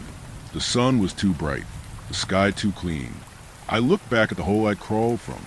It was already caved in, just rubble now. No sound, no movement. Want to believe he's still down there. That Ramiel kept his word, that the flood swallowed them both. But sometimes, at night, I hear water running where it shouldn't be. I hear footsteps in the hallway when I'm alone. And last week in the market, I saw a tall man in the crowd wearing a battered Casio watch. If you're reading this, stay away from the ruins near the Euphrates. If you hear someone speaking in a language you can't place run, don't look back, because the king's shadow walks. And when he returns, it won't just be Baghdad that drowns.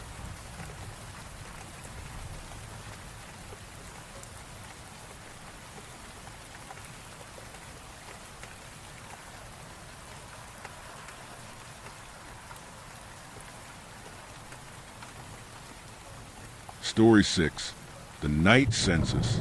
Hey everyone!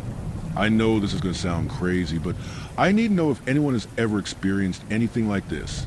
I live in a small farmhouse that I inherited from my grandmother 6 weeks ago when she passed away. It sits on a lot of a couple acres of land. When she passed away, I had just graduated from college. So instead of selling it, I decided I'd live in it and maintain it while I looked for a job in the area. The nearest town is around 30 minutes away from me, but I usually don't mind the seclusion. In fact, my closest neighbor is around 10 minutes away as the crow flies. The first day that I got here, I was over the moon about being the sole owner of my childhood home. The long dirt road to get you to the house was lined with dense forest, and once I finally reached the house, I realized that my grandmother had really let this place go. There were vines practically holding the shutters closed like the house was holding in a secret. I knew I was going to have a lot of work to do, but since I had a bit of savings, I could focus on getting the house back in order. When I unlocked the front door and went inside, I was met with an overpowering smell of lavender. It seemed that even though my grandmother let the outside of the house go, the inside was pristine. I set my luggage down and went into her bedroom. I spent the next week cleaning up the outside of the house. I found all kinds of things in the overgrown grass, like an old farmer's hat, gardening scissors, and coloring books that had been scribbled in. I had never seen any of these items before, but chalked it up to belonging to my cousins when they were kids. The first week of living there, nothing else really went on. It's this week, the second week, that strange things started happening. After a long day of finishing the yard work, I came inside and kicked my boots off. I made sure to lock the front door and deadbolted, since living alone in the middle of the woods as a woman can get kind of scary. I made my way to the bathroom when I heard footsteps behind me. I whipped my head around, but I didn't see anything. I thought it was just the old house settling, so I continued to the bathroom and got into the shower. Now, I don't know if it's my mind playing tricks on me, but every time I dunked my head on the shower head, I thought I heard giggling right behind me. Once again, nothing there. I got out of the shower, dried myself off, and slipped into my pajamas. That's when I noticed something written in the steam on the mirror. Hello, smiley face. I was genuinely freaked out at this point, but knew that my younger family members had been here right after grandmother died. So I wrote it off that the writing was maybe lingering. That night, as I was drifting off to sleep, I heard a loud knock at my door. I checked the time on my phone, 11:43 p.m. Like I said, my nearest neighbor is 10 minutes away, so I had no clue what someone was doing here late at night. Before my dad passed away, he instilled in me that the world is very dangerous. So the minute I turned 21, he paid for me to get a concealed carry license. I grabbed my pistol and tucked it into my waistband as I walked toward the front door. I could have just ignored it, but I didn't know if maybe it was the police or someone in trouble. I opened the door a bit and saw a rather small man. I'm 5'2", and he couldn't have been much taller than me, in a button-up polo with black slacks and those shiny shoes that the pastor always wore. Hello, he spoke up. I'm Mr. Vister. I work for the night census. He had the biggest smile on his face, almost like he had won the lottery. The night census? I said suspiciously. I've never heard of that. Well, yes, we only knock on select doors. Think of it as a sort of government initiative for after-dark population tracking. He ran his fingers through his gel back, almost slimy black hair. Who all is here? Has anyone been here since the last count? Mr. Vister tried peeking around my shoulder, but I quickly shut him down. I'm sorry, sir. What do you mean since the last count? We come by a couple times a night to get the exact number of people living in the household. When I came by earlier, I spoke to your gardener, and he let me know that he lived here as well as his son. He pulled a clipboard out from behind his back, but he didn't inform me that anyone else lived here. I'll just write it down really quick. I watched as he wrote, young female in her late 20s, presumably alone, under where it already written gardener and his young son. There was obviously no one else here, so I was extremely startled. I don't have a gardener? I think you must have the wrong house. It's just me here. I didn't notice my slip-up until I said it. I mean, my husband should be back any minute now. He had to run into town to get something. I tried to cover up by lying, but he saw right through it. His smile grew wider, and he turned his head to the ground, still staring at me through his eyebrows. We know you're here alone, Natalie. He chuckled, but not in a friendly way. It sounded like a dry rattling coming from his throat. I slammed the door shut and locked it. I could still hear his laughter outside, which turned into a sea of screaming. I ran to the bedroom to call someone and had, of course, no signal. I couldn't get to my car without him seeing me, so I had no idea what to do. I barricaded myself in my room, but I accidentally drifted off to sleep. I woke up again to a knock at the door. I looked at my phone, 3:36 a.m. I don't know if this Mr. Vister guy is some kind of prankster or lunatic. I wasn't going to let him scare me. I opened up the door and didn't let him get a word in. Stop fucking harassing me. I spat. I have a gun. I don't know what you're trying to do, but you're trespassing. Go the fuck away. His smile softened into a look of confusion. I'm sorry for disturbing you, ma'am, but I don't believe we've met. His lips curled into a smile again, and he held out his hand for me to shake. I'm Mr. Vister. From the night census, we are Dash. I cut him off. Yeah, I know who you are. You were just here. Oh no, you must be mistaken. Me and my twin brother take turns checking houses. I was obviously confused at this point, so he pulled out his clipboard. So, you must be Natalie. I've got that you live in the bedroom towards the back of the house. Then the other occupants are the gardener, Silas, and his son, Thomas. I have here that they live in the bedroom that branches off of the family room. No, I don't know who Silas or Thomas are, but they definitely don't live here. What? No, I see them right back there on the couch. He stood on his tiptoes and waved to something behind me. As I turned around to see what he was waving at, Mr. Vister ran past me while giggling. I had no clue who this guy was, or why he wanted to be in my home, but I saw this as an opportunity to get out of there. I grabbed my keys from the bowl next to the door and ran to my car, leaving the front door wide open. I peeled out of there as quickly as possible to a small motel in town. That's where I am now. Do any of you know what's going on? Has anyone experienced anything like this? Any help would be appreciated. Please help me.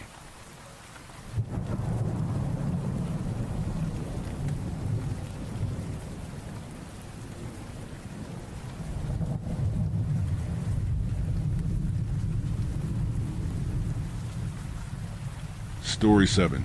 The other guide on my route doesn't work for the park. The way my job started wasn't unique. It's a story you may have even heard before. I got my heart broken pretty bad and hit rock bottom. Drinking, drugs, sleeping, and unemployment would sum up my day-to-day. It got to the point that I had people coming over, friends and family of mine, and performing checkups on me with poor disguises. For example, it's been forever since we got food together. Or, why don't we go running like we used to? It annoyed me because I felt pitted. But honestly, it's a blessing to have people who care enough to. But I rarely took them up on it. And eventually, they dropped the disguises. A painfully long, awkward intervention with all my friends, my parents and my sister. Tears, yelling, pleading. All so painfully uncomfortable. In the end, I agreed and promised I would get out of the house, get a job, do something with myself other than waste away in my dingy apartment. I looked around. but the idea of working a cash register or some other monotonous 9 to 5 was unbearable. After some time, I came across an ad online. Explore the hidden echoes of Blackmouth Cave. Join us for a once-in-a-lifetime quiet nature experience through one of the park's most unique natural landmarks. This guided journey will take you along pristine riverbanks and into the cool, echoing depths of Blackmouth Cave, where time seems to stand still. Learn about the cave's fascinating history, its ancient rock formations, and the wildlife that calls it home. Tour includes professional, knowledgeable guides, all safety equipment provided, small group sizes for an intimate experience. Important: guests must maintain whisper-level voices during certain portions of the tour for wildlife preservation. Comfortable shoes recommended. Limited daily availability. Reserve your spot now. A tour guide. That was an idea. It would get me out of the house, and I like nature. I used to be very active before my spiraling. Why not? So I sent them an email to inquire about any open positions. They responded quickly, very quickly, as in within a few seconds. Definitely strange, but it was easy to brush off. The email was polite, almost warm, and invited me to come in within the week for an interview. The office was a trailer at the edge of the park. Door propped open, letting in the smell of pine and wet earth. Inside was a desk, 2 folding chairs, and a man who looked almost as nervous as I was. He shook my hand without smiling and motioned for me to sit. His eyes were glassy, not unfriendly, just unreadable. He asked me some pretty basic stuff. Have I ever done any similar work? How well did I know Blackmouth? How am I at following instructions? I really did my best to make myself look good, and apparently it worked. He offered me the job. I asked him about the pay, and he told me I'd be given a quarter share of the profits. A tour was about $30, and a group is usually around 3 to 10 people. That put me at $22.5 to $75 per tour. And if I was fast, I could get through 4, maybe 5 tours a day. It's a pretty broad range, but I calculated I could make between $112 and $375 every day. To put that into perspective, if I was able to get through enough people in a day, I'd be paid the equivalent of about $45 per hour. My boss went on, "Now, you won't be taking the guests the whole way," he said. "Halfway through, there's another guide who'll take over. You just hand them off and head back for the next group." A quarter pay for half the work? Way too much to say no to. And so I didn't. My first day started earlier than I'd woken up in months. The sky was still a deep navy when I pulled into the gravel lot. My breath fogged in the cold, the air smelling faintly of rain and cedar.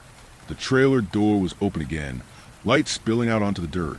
Inside, the man from the interview was at the desk, head down over a folder. Without looking up, he slid an envelope across to me. I opened it. It was just a map of my route. He explained it to me, but he never looked me in the eyes. He spoke quickly, like he dreaded the entire conversation. Behind the route was a single sheet of paper with a typed list of names. 10 in all. Today's first group. It was a pretty diverse spread. Some couples, some young, some old. I jerked my head up as my boss dropped something heavy on the desk in front of me. A worn, sackcloth bag tied with a string. Like something out of a movie, he told me I'd need it. I loosened the string and peeked inside. Coins. Not the shiny kind you dump into a vending machine. These were dull, heavy discs with worn edges and a faint greenish patina. The faces stamped on them were unfamiliar, the lettering in some alphabet I didn't recognize. "They're for the river," he said flatly. I thought he was joking. Some touristy tradition for good luck. But the way he said it, eyes still down, voice tight, made me think twice about asking. "Don't lose them." I nodded, still unsure if this was a weird hazing ritual or if I'd signed on for something I didn't fully understand. Outside, the sky was bleeding into a pale gray, and I could hear voices gathering a lot. My first group, chatting and laughing as they waited. I stuffed the map, the list, and the bag of coins into my pack and stepped out to meet them. I put on my best retail smile and greeted them like I was thrilled to be there. They smiled back, some with polite nods, others with that eager spark tourists get when they got a camera ready and nowhere else to be. We started along the trail, the dirt path winding through tall pines that whispered in the breeze. Somewhere off to the left, a woodpecker worked away at a trunk. I spotted a flash of blue, a jay darting between branches, and pointed it out like it was part of the official program. I walked them through the first landmarks. Echo Point, a rock outcropping where sound bounced back in a strange, delayed way. The split oak, an ancient tree with a lightning scar splitting its trunk clean in two. The Devil's Step, a shallow stone shelf where the river narrowed into a fast, white ribbon.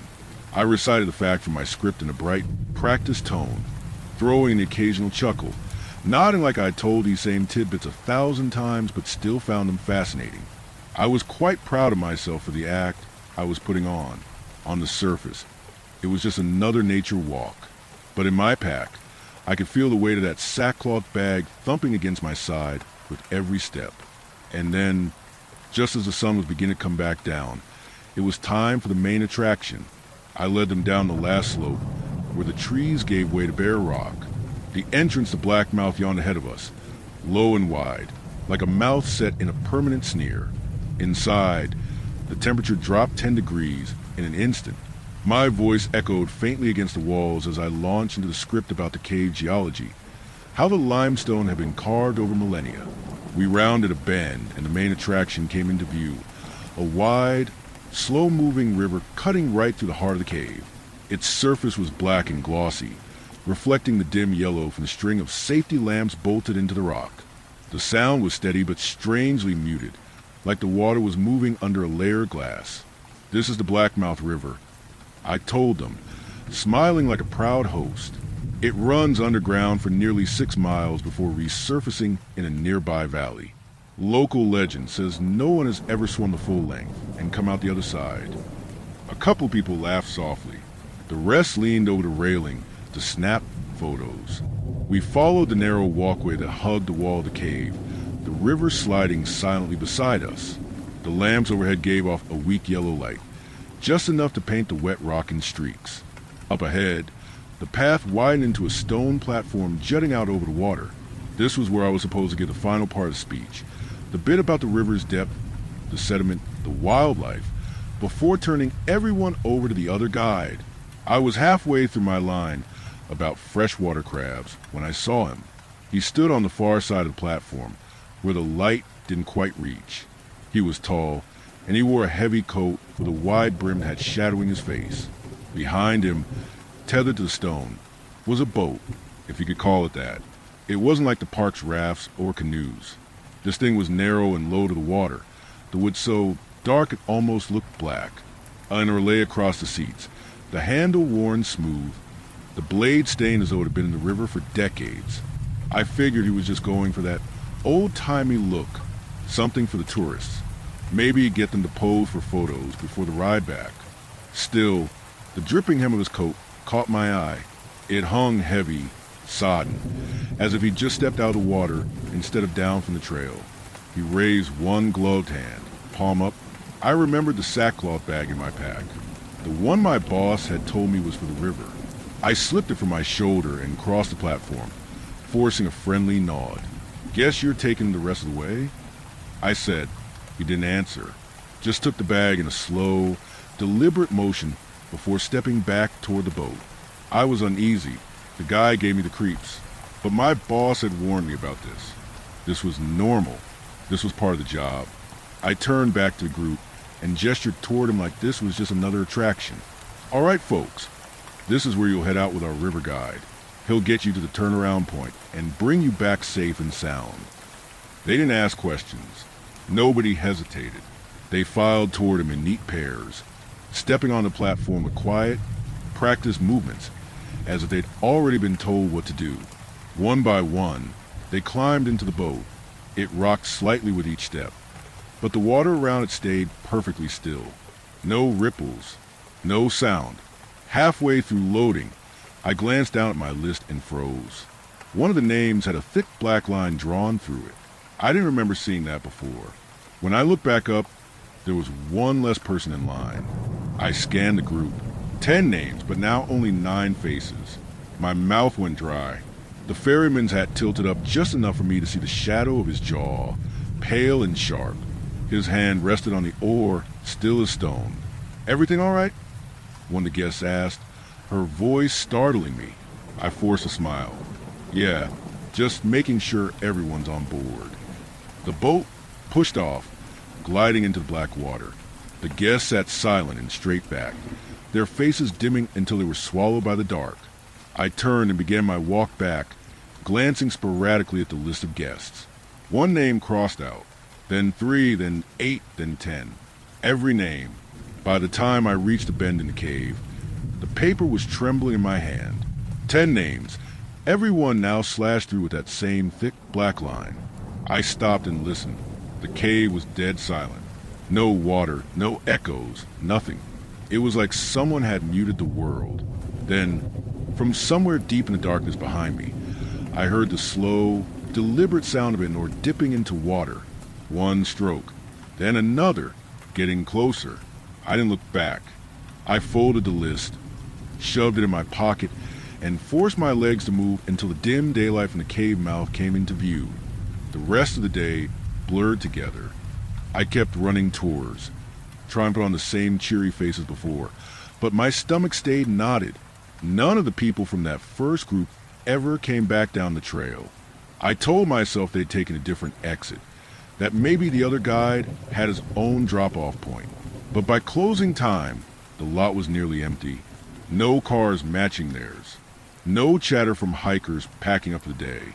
For groups that day, 32 total guests. And not one of them had made their way back. The park felt hollow. Just the sound of the wind in the pines, and the faint smell of river water sticking to me like glue. It made me uneasy. I headed back to the trailer to clock out. The door was propped open again, light spilling onto the dirt. My boss was inside at the desk, a stack of papers in front of him, pen scratching slowly across the top sheet. He didn't look up when I stepped in. "Hey," I said, keeping my tone light. "Weird question, but where do the groups go after I hand them over?" I didn't see anyone come back. He didn't look up. "They finished the route." "Yeah, but, I mean, does it loop back to the parking lot?" "I never saw them." A pause, just long enough to notice. "They don't come back this way. How was the river today?" I forced a small laugh, like his answer had cleared it all up. "Fine. Yeah, the river was fine." It wasn't, but I let myself believe it anyway. Maybe there really was another trail. Maybe there was a shuttle back to the lot I just hadn't seen. I signed out, muttered a "see you tomorrow," and stepped out into the cooling air. The sun was gone behind the trees, and the path to my car felt longer than usual. Every step carried that faint, damp smell from the cave, clinging stubbornly to my clothes. When I got home, the first thing I noticed was the smell. It was stronger than even my clothes, coming from my kitchen. Inside, the lights were off, but on my kitchen table sat a neat stack of coins. Though heavy coins with the now familiar faces and language. I didn't move at first, just stood there in the dark, staring at the stack. Droplets clung to them, catching what little light leaked in from the street. A thin ring of moisture had already formed on the table around them, slowly spreading. 32 guests, 64 coins given to me that morning, and now 16 in my kitchen, waiting for me. My quarter share for that day. The old man in the trailer had just been the middleman. That much was obvious now. Whatever had left these in my kitchen, that was the one I really worked for.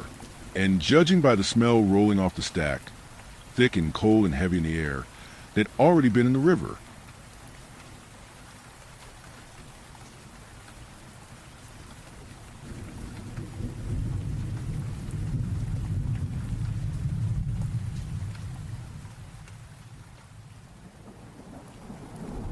Story 8. My phone records a conversation every night that I never had. A few weeks ago, I found out by accident that my phone sometimes saves short audio clips when it thinks I'm talking to it. The files are only a few seconds long and buried deep in settings. At first, they were harmless. Once, I mumbled in my sleep, "Where's my charger?"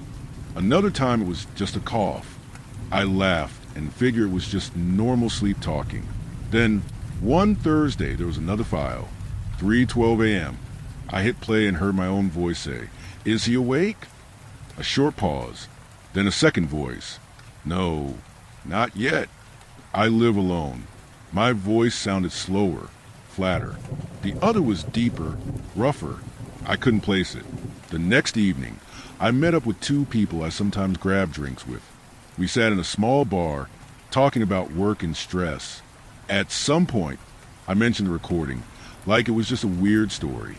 One of them immediately said, I probably just talked to myself in my sleep. The other said, maybe I could hear my neighbors through the walls. They both laughed. I laughed too, but inside, I had the feeling they didn't really believe me. Night 2, Friday, 2:47 a.m., next recording. Soon, my voice. I was sure of it. No memory of saying it. On Saturday, I stayed out most of the day to clear my head. Shopping, coffee in the park. I tried convincing myself everything was normal. That night, I put my phone in the living room, turned on airplane mode. Night 3, Sunday morning, there was still a new file. For 3 a.m. slow footsteps. Then my whisper, he's listening. Then absolute silence. At work, I noticed my concentration slipping. I work in a small warehouse. Usually it's all routine, but I kept zoning out. A co-worker asked if I was getting sick. I shook my head. Night 4, Monday, 3:55 a.m., two voices, both sounding like me when, tonight, then a dull thud, like someone had moved the phone. On Tuesday, I started checking for changes in my apartment. I found a glass on the wrong side of the table, a sweater draped over a chair that I'd left in the closet, my screwdriver lying in the middle of the hallway. I stood there staring at it for minutes, as if it might explain itself. Night 5, Tuesday recording, he's almost ready. Soon he'll remember. Wednesday morning, I had a thin scratch on my forearm. Not deep, but fresh. I had no idea how it got there. That evening, I went out to grab groceries and caught myself scanning people on the street, like I was checking if they recognized me. Night 6, Thursday, no greeting, no whisper. Just one sentence. We know what you did. Pause. You'll play your part. By Friday, I felt numb. I only realized at lunch that I hadn't eaten the breakfast I brought. While working, I noticed a small dried stain on my pants. Dark brown. I rubbed at it, but it didn't fully come out. Night 7, Friday, tonight you'll finish it. You know what to do.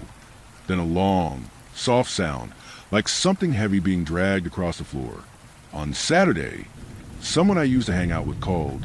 We talked briefly before he said I should come out again sometime. I told him I was busy. After hanging up, I realized I lied. I had nothing to do. Night 8, Saturday. The recording started with no background noise. One voice, it's time. My voice quiet, I know. A short pause, you're ready now. Then a single, slow step, and the recording ended. That Saturday night, I sat on the couch for hours, staring at the dark TV screen until my own reflection barely looked like me anymore. Then I picked up my phone and slammed on the floor until the screen shattered, pulled the battery, put everything in a bag, straight into the trash. I thought it was over. Last night I woke up, no idea what time. No phone, no clock, just that musty smell of damp concrete and metal. I was standing, barefoot, the floor cold under my feet. In front of me was a workbench. On it, my box cutter, my hammer, zip ties, all lined up neatly. It was definitely my tools. The air was thick and heavy. Somewhere, water was dripping. A lamp on the ceiling flickered, throwing restless shadows against the walls. And then I noticed my right hand was wet. Not completely, just the handle of the knife. I don't know how I got out of there, or if I even want to know.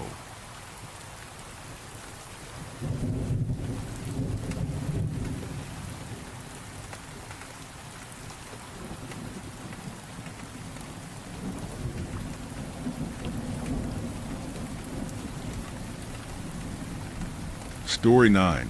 After he died, a monster came to claim the body of my friend. Old tombstones stabbed up through the swirling mist like jagged, crooked knives.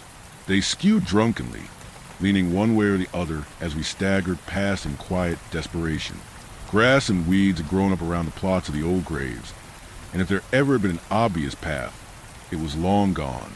I fancied I was lost in a netherworld of unending tombs. That was probably the concussion speaking. The world spun madly with my every step, and I felt sick to my stomach. My legs shook so badly that I lurched from gravestone to gravestone like a storm-tossed boat between islands. The old stone supported me when my legs gave out, and I had to stand for several minutes just to collect myself and keep going. Alex wasn't much better. His face was taciturn, determined, but the skin was pale, and my eyes were drawn again to the jagged, gaping wound in his shoulder, where the metal of the car had run him through during the crash. His shirt was stained red, and it trickled down his chest and dripped from his belt. The pathetic bandage I drunkenly applied seemed powerless to stem the flood. We just need to keep going. The words were as slippery in my mouth as the path was beneath my feet. In the distance, I saw mausoleums rise like broken, yellowed teeth.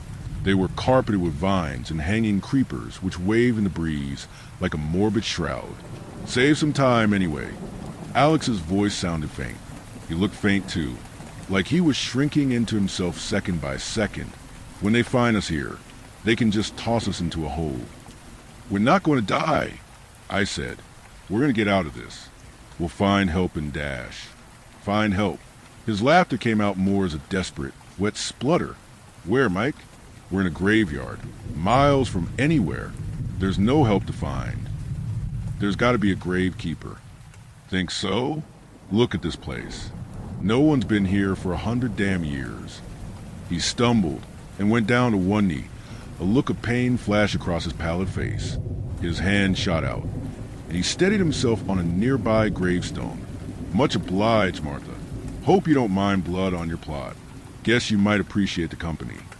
He sagged against the gravestone with a grim sense of finality, and I sank to my knees as well. The nausea pounded sickeningly behind my temples, and I heaved and threw up, my body convulsing until there was nothing left to eject. Alex. Yeah, I feel cold. Fuck, man. I don't feel anything at all. In retrospect, those were some pretty shitty last words, but I don't think he put much thought into it. I know I didn't. Not until I turned my head towards him. At least, not until I realized how horribly, utterly still he'd suddenly become. Alex? Alex. Get up. Get the fuck up. Come on, man. Fuck. I've known you for years. Don't fucking die on me just like that. But he was gone, and soon I would be too. The knowledge washed over me like an icy surge deep in my gut. I was going to die here. I was going to die here in this graveyard, far away from anyone and anything I knew, all because of some stupid car accident. Would any of my friends ever even know what had happened? By now it was getting dark. The sun hung heavy above the horizon, and crimson fingers spread through the hazy gray clouds like stains across a satin sheet. My head was stuffed with cotton. Thoughts were slower now, and things that should have made sense were confusing. I wondered, during one of my lucid periods, if I was bleeding inside my brain, just waiting for my skull to pop. Alex's corpse grew cold, and the last of my strength faded drop by drop. There was no pain now.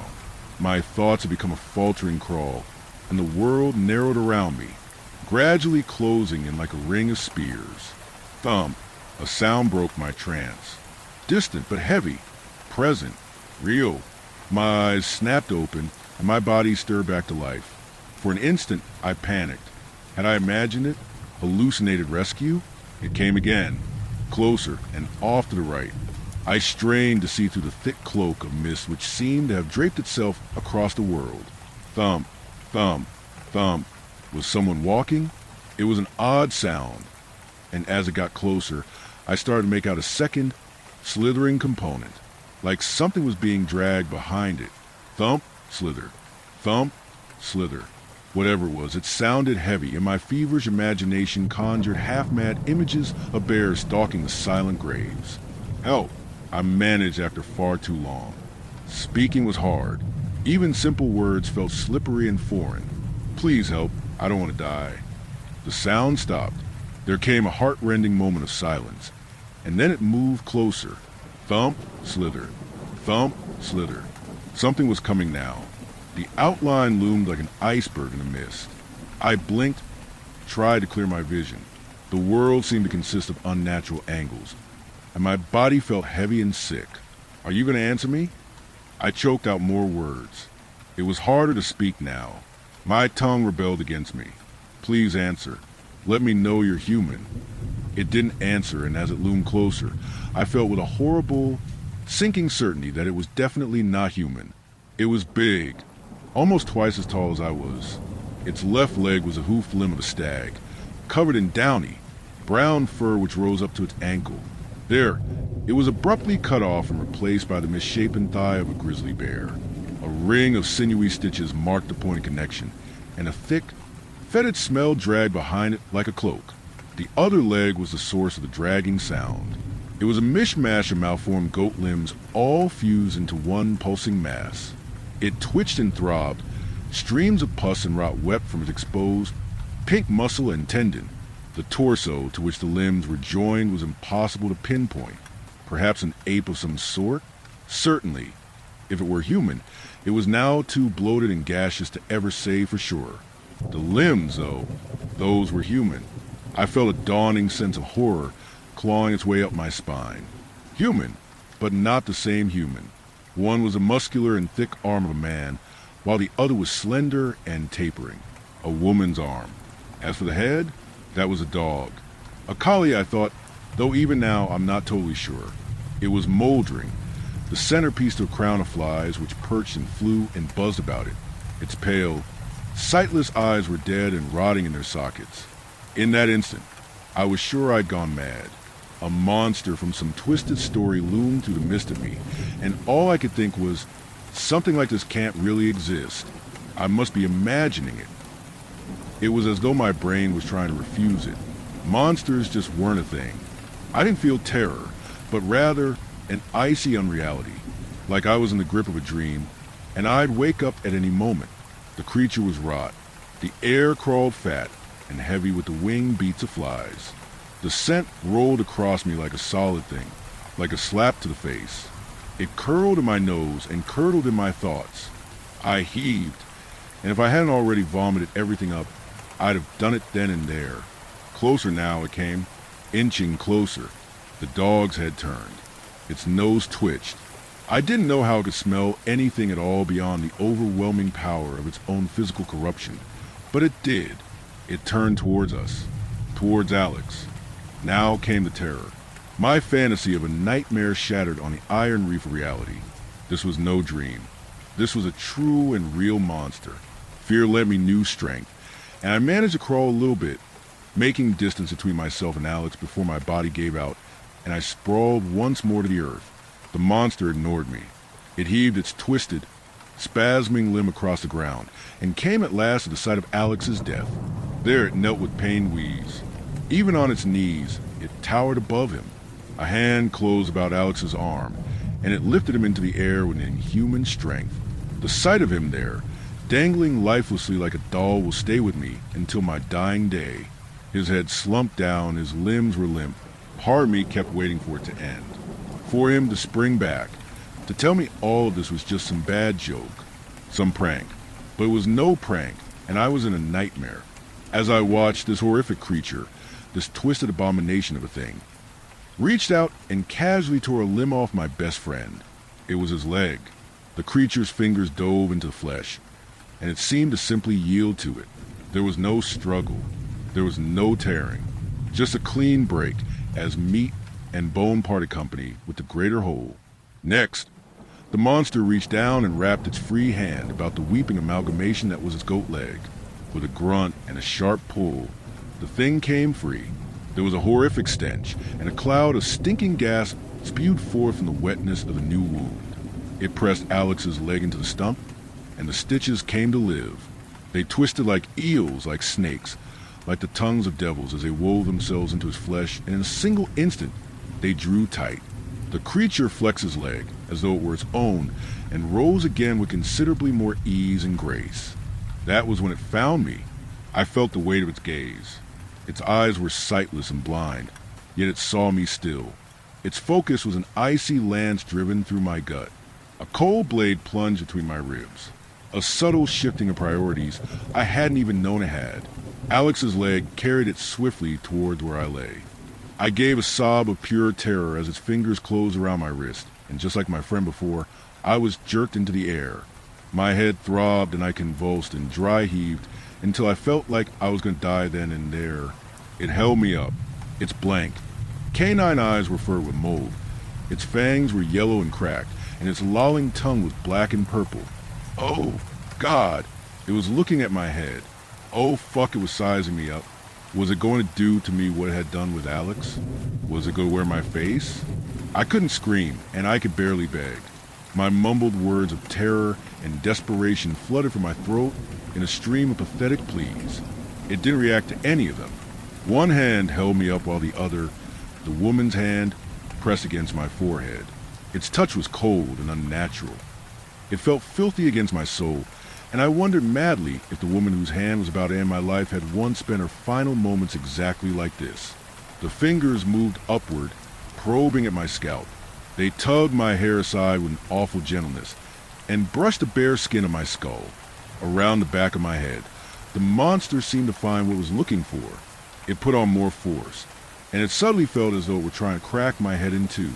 Pain followed, intense, deep, not cutting, but wet, as if its fingers were working their way inside me, passing through the bone of my skull like some kind of liquid, melding with my insides until they reached my brain. It reached its destination with a burst of agony. Sharp, cold shards ripped into my mind. My thoughts became a jumbled kaleidoscope of nonsensical sensation. For a moment, I wasn't a man at all, just a beast, an animal running on instinct with a knife carving through my very brain, and filthy fingers scrapping against my thoughts. An explosion went off inside my skull. The most vivid pain I'd ever known crackled through my body until every nerve and every sense was alight with fire. Every part of me was screaming. Darkness came swiftly after that. My limbs grew heavy, my scattered, broken thoughts grew silent. In honesty, if there was anything at all left of me by that point, it was just grateful that the pain was about to end. They found me next morning. Someone on the road passed a wreck and called the police. The EMTs swarmed me like insects, and I was dragged into an ambulance before I even knew I was still here. They told me I was lucky to be alive. When I talk about the monster, they said it was probably my brain throwing up hallucinations after the shock of the impact. Scheduled me for a scan. What they found only convinced me it had been all too real. I'd been hemorrhaging. A slow bleed over hours, but fatal without care. That was why my thoughts had slowed. I'd been fucking dying. The doctors told me it was down to the brain. Such an amazing organ. Must have routed around the damage as I slept. Fixed itself up. As for the bleed not killing, that was a miracle. I'd rolled 100 dice and come up with a 6 on every one. Even they didn't seem to buy it, and me, I believed it even less. It was no miracle. And it certainly wasn't my brain doing some nigh impossible rewiring of itself overnight. The monster, that creature, that staggering, stinking, tottering corpse amalgamation had saved me. It reached into my damn brain and stopped the bleed, took whatever damage had already been done and rolled it back. But why? Even now, I don't understand. Was it some sort of payment? Did it think I was offering Alex to it? They never found him, never found his body.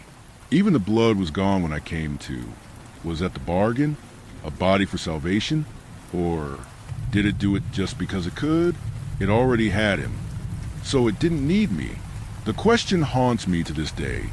And so, do thoughts of the creature, that monster that dwells amidst misread tombs. I've been back there, in my dreams.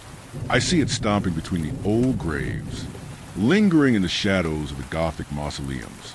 It is Alex's face now, and every night in the dream I see it in the mist, and it sees me too.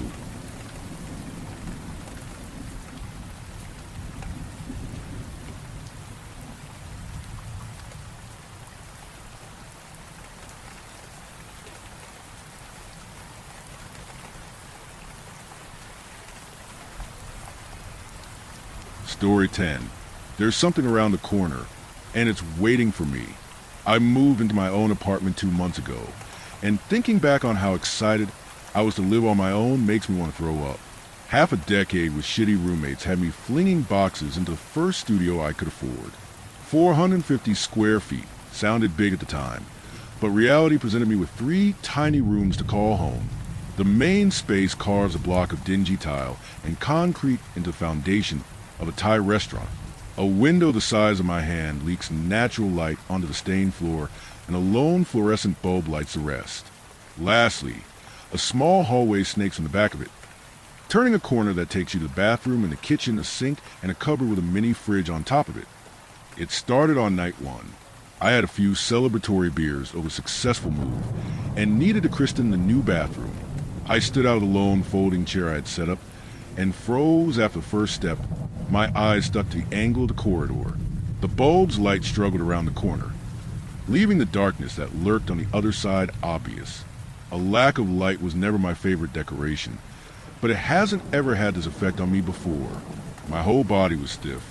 I was unable to blink and barely able to breathe. Fear flooded my veins with ice. An unplaced adrenaline boiled the blood within. I felt like a cornered rabbit staring down a wolf, but my brain knew I was just looking at crusty, beige paint peeling off an old wall. Regardless, my soul itself refused, every neuron saying it was fine. I was unable to pull my gaze from the hall, but I forced my body to reach for the chair, fighting my muscles for every inch. I lifted the plastic seat and wrapped my fingers tight around the back legs, bracing to unleash my inner macho man on whatever sat just out of sight. I slid 1 foot forward, my jaw clenched. Second step, I entered the hallway. When I reached the corner, I stopped. This fear was irrational, I thought, just jitters caused by the new experience of living alone. It was then, seeking a reason for my own panic, that I heard it for the first time. A deep, raspy breathing was barely audible on the other side. It was wet and broken, like someone with hiccups choking on their own vomit. At the same time, it was hushed, barely audible over the soft hum of the street outside. It was almost masked entirely, but there, at the verge of rounding the corner, it was unmistakable. I even thought I caught half a word through the muck of noise. E. I raised my chair, took in as much air as I could, and swung around the corner with all of my weight. The plastic punched a hole into the drywall, lodging my would-be weapon firmly in place. I instinctively stepped back, a reflex against whatever my mind convinced me to swing at. But nothing attacked, nothing appeared, nothing breathed. It wasn't anything. I was a sweaty, panting idiot staring into an empty slab box. I spent several minutes watching that slab box continue to be empty, waiting for some kind of Michael Myers to present himself. Even more nothing. I blinked a few times, shook myself free of the stupor, and made a vow to research panic attacks the next day. A few weeks passed, and I was able to convince myself I had just been hearing things. The boxes got unpacked, the walls got a few posters, and I finally started to feel at home. 1 month after my move, to the hour, it happened again. I was washing my 8 dishes and thought it'd be more fun with music. I left the running sink to grab my phone from the living room, but before I could even turn around, I felt it again. Primal horror encompassing my entire body. This time, I turned quickly to face it. Again, the light seemed like it was barely reaching around the corner, but I swear it had gotten darker. The 2 articles on panic attacks I skimmed taught me about breathing techniques that I tried to employ. They didn't help, but the attempted taking in of air at least brought movement to my legs, enough to be able to reach my recently unpacked baseball bat. It may as well have been a chair. Even armed, my body shook as I inched closer. I heard it again, louder this time, at the hallway's threshold. The same labored breath crept from behind the corner. No fooling myself like last time, I heard it clearly, even over the faucet. Soggy, stuttering gasps formed a parody of what breathing should sound like. Once again, I was at the end of what I could see. I attempted to swallow, but my mouth was completely dry. My eyes narrowed, my grip tightened, and I swung. I put another hole in the wall, and the vibrations forced the metal bat from my hands. It was nothing, again, but I knew I heard it this time. Not only was I sure I heard it, but in that final instant before the swing, a word emerged from the wheezing. Just one, nearly drowned out by the maw of whatever uttered it. 2. This has shattered my life the past month. I couldn't sleep, which caused me to get fired from my job. My savings don't allow for a gym membership, let alone a new security deposit. So I've been stuck in this fucking basement. I begged the old man who runs the Thai place with the bathroom code almost every day, but he stopped giving it to me a week ago after he caught me taking a sink bath. I had to turn that corner again, but I didn't know how many times. If any, I could until it came back. I had the bat in my hand for weeks, staring down the hall, any kind of video playing in the background to keep the silence at bay. It wasn't until today that the pattern showed itself. Another month on the calendar. To the exact hour once again, I heard it, loud this time. Viscous smacking over black lungs echoed throughout the 12 walls that form my coffin. The gloom reached from around the edge this time, beckoning me towards it, though I was struck by the same paralyzing dread. I had been stewing in it for 30 days. The anxiety of waiting acclimated me to the nightmare. I was ready to face it. I shot out of my bed and charged the bend, screaming as loud as I possibly could, even over my own blind shouting. The broken voice rang in between my ears. 1. Again, I charged the bend to find nothing. I saw nothing, but I knew there couldn't be nothing there.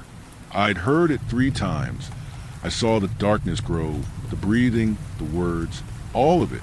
I threw open the cupboards, then the mini fridge, followed by the bathroom cabinets, then the shower, and again I found it. Absence. Furious and terrified, and with no other outlet, I howled at the top of my lungs, and blindly threw bat over my head and down the hall. The metal slammed against the wall, and clambered loudly to the ground. My exhausted arms met my weakened knees. I stared at the ground in disbelief. When the pipe ceased its toll, I heard it, heavy and dragged out with each rasp. I looked up and felt myself go pale.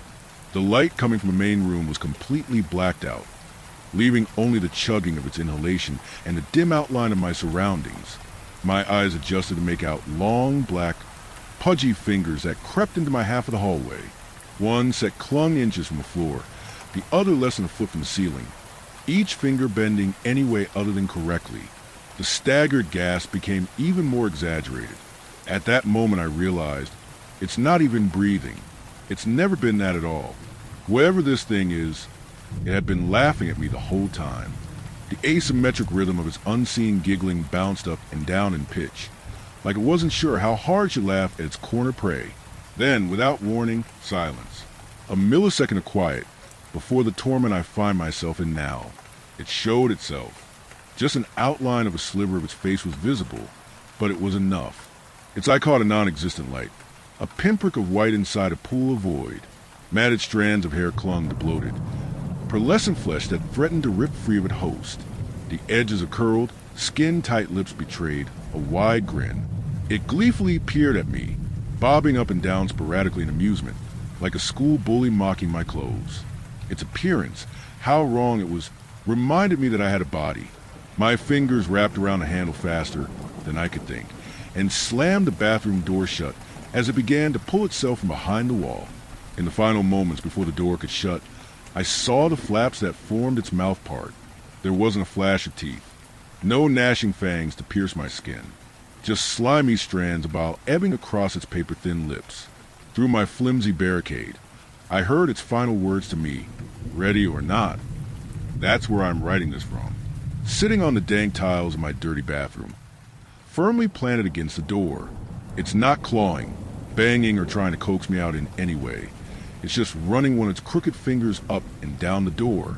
From the sound, I think it's tracing my outline into the wood. I called the police. I've called my friends. I even tried calling my mom. It's always the same. Rings once, picks up, and the breathing comes in so loud it threatens to break my eardrum. I've sent texts. I instantly get the same reply every time. No matter who it's to, here I come. I'm trapped down here. Something is waiting for me to turn that corner one last time.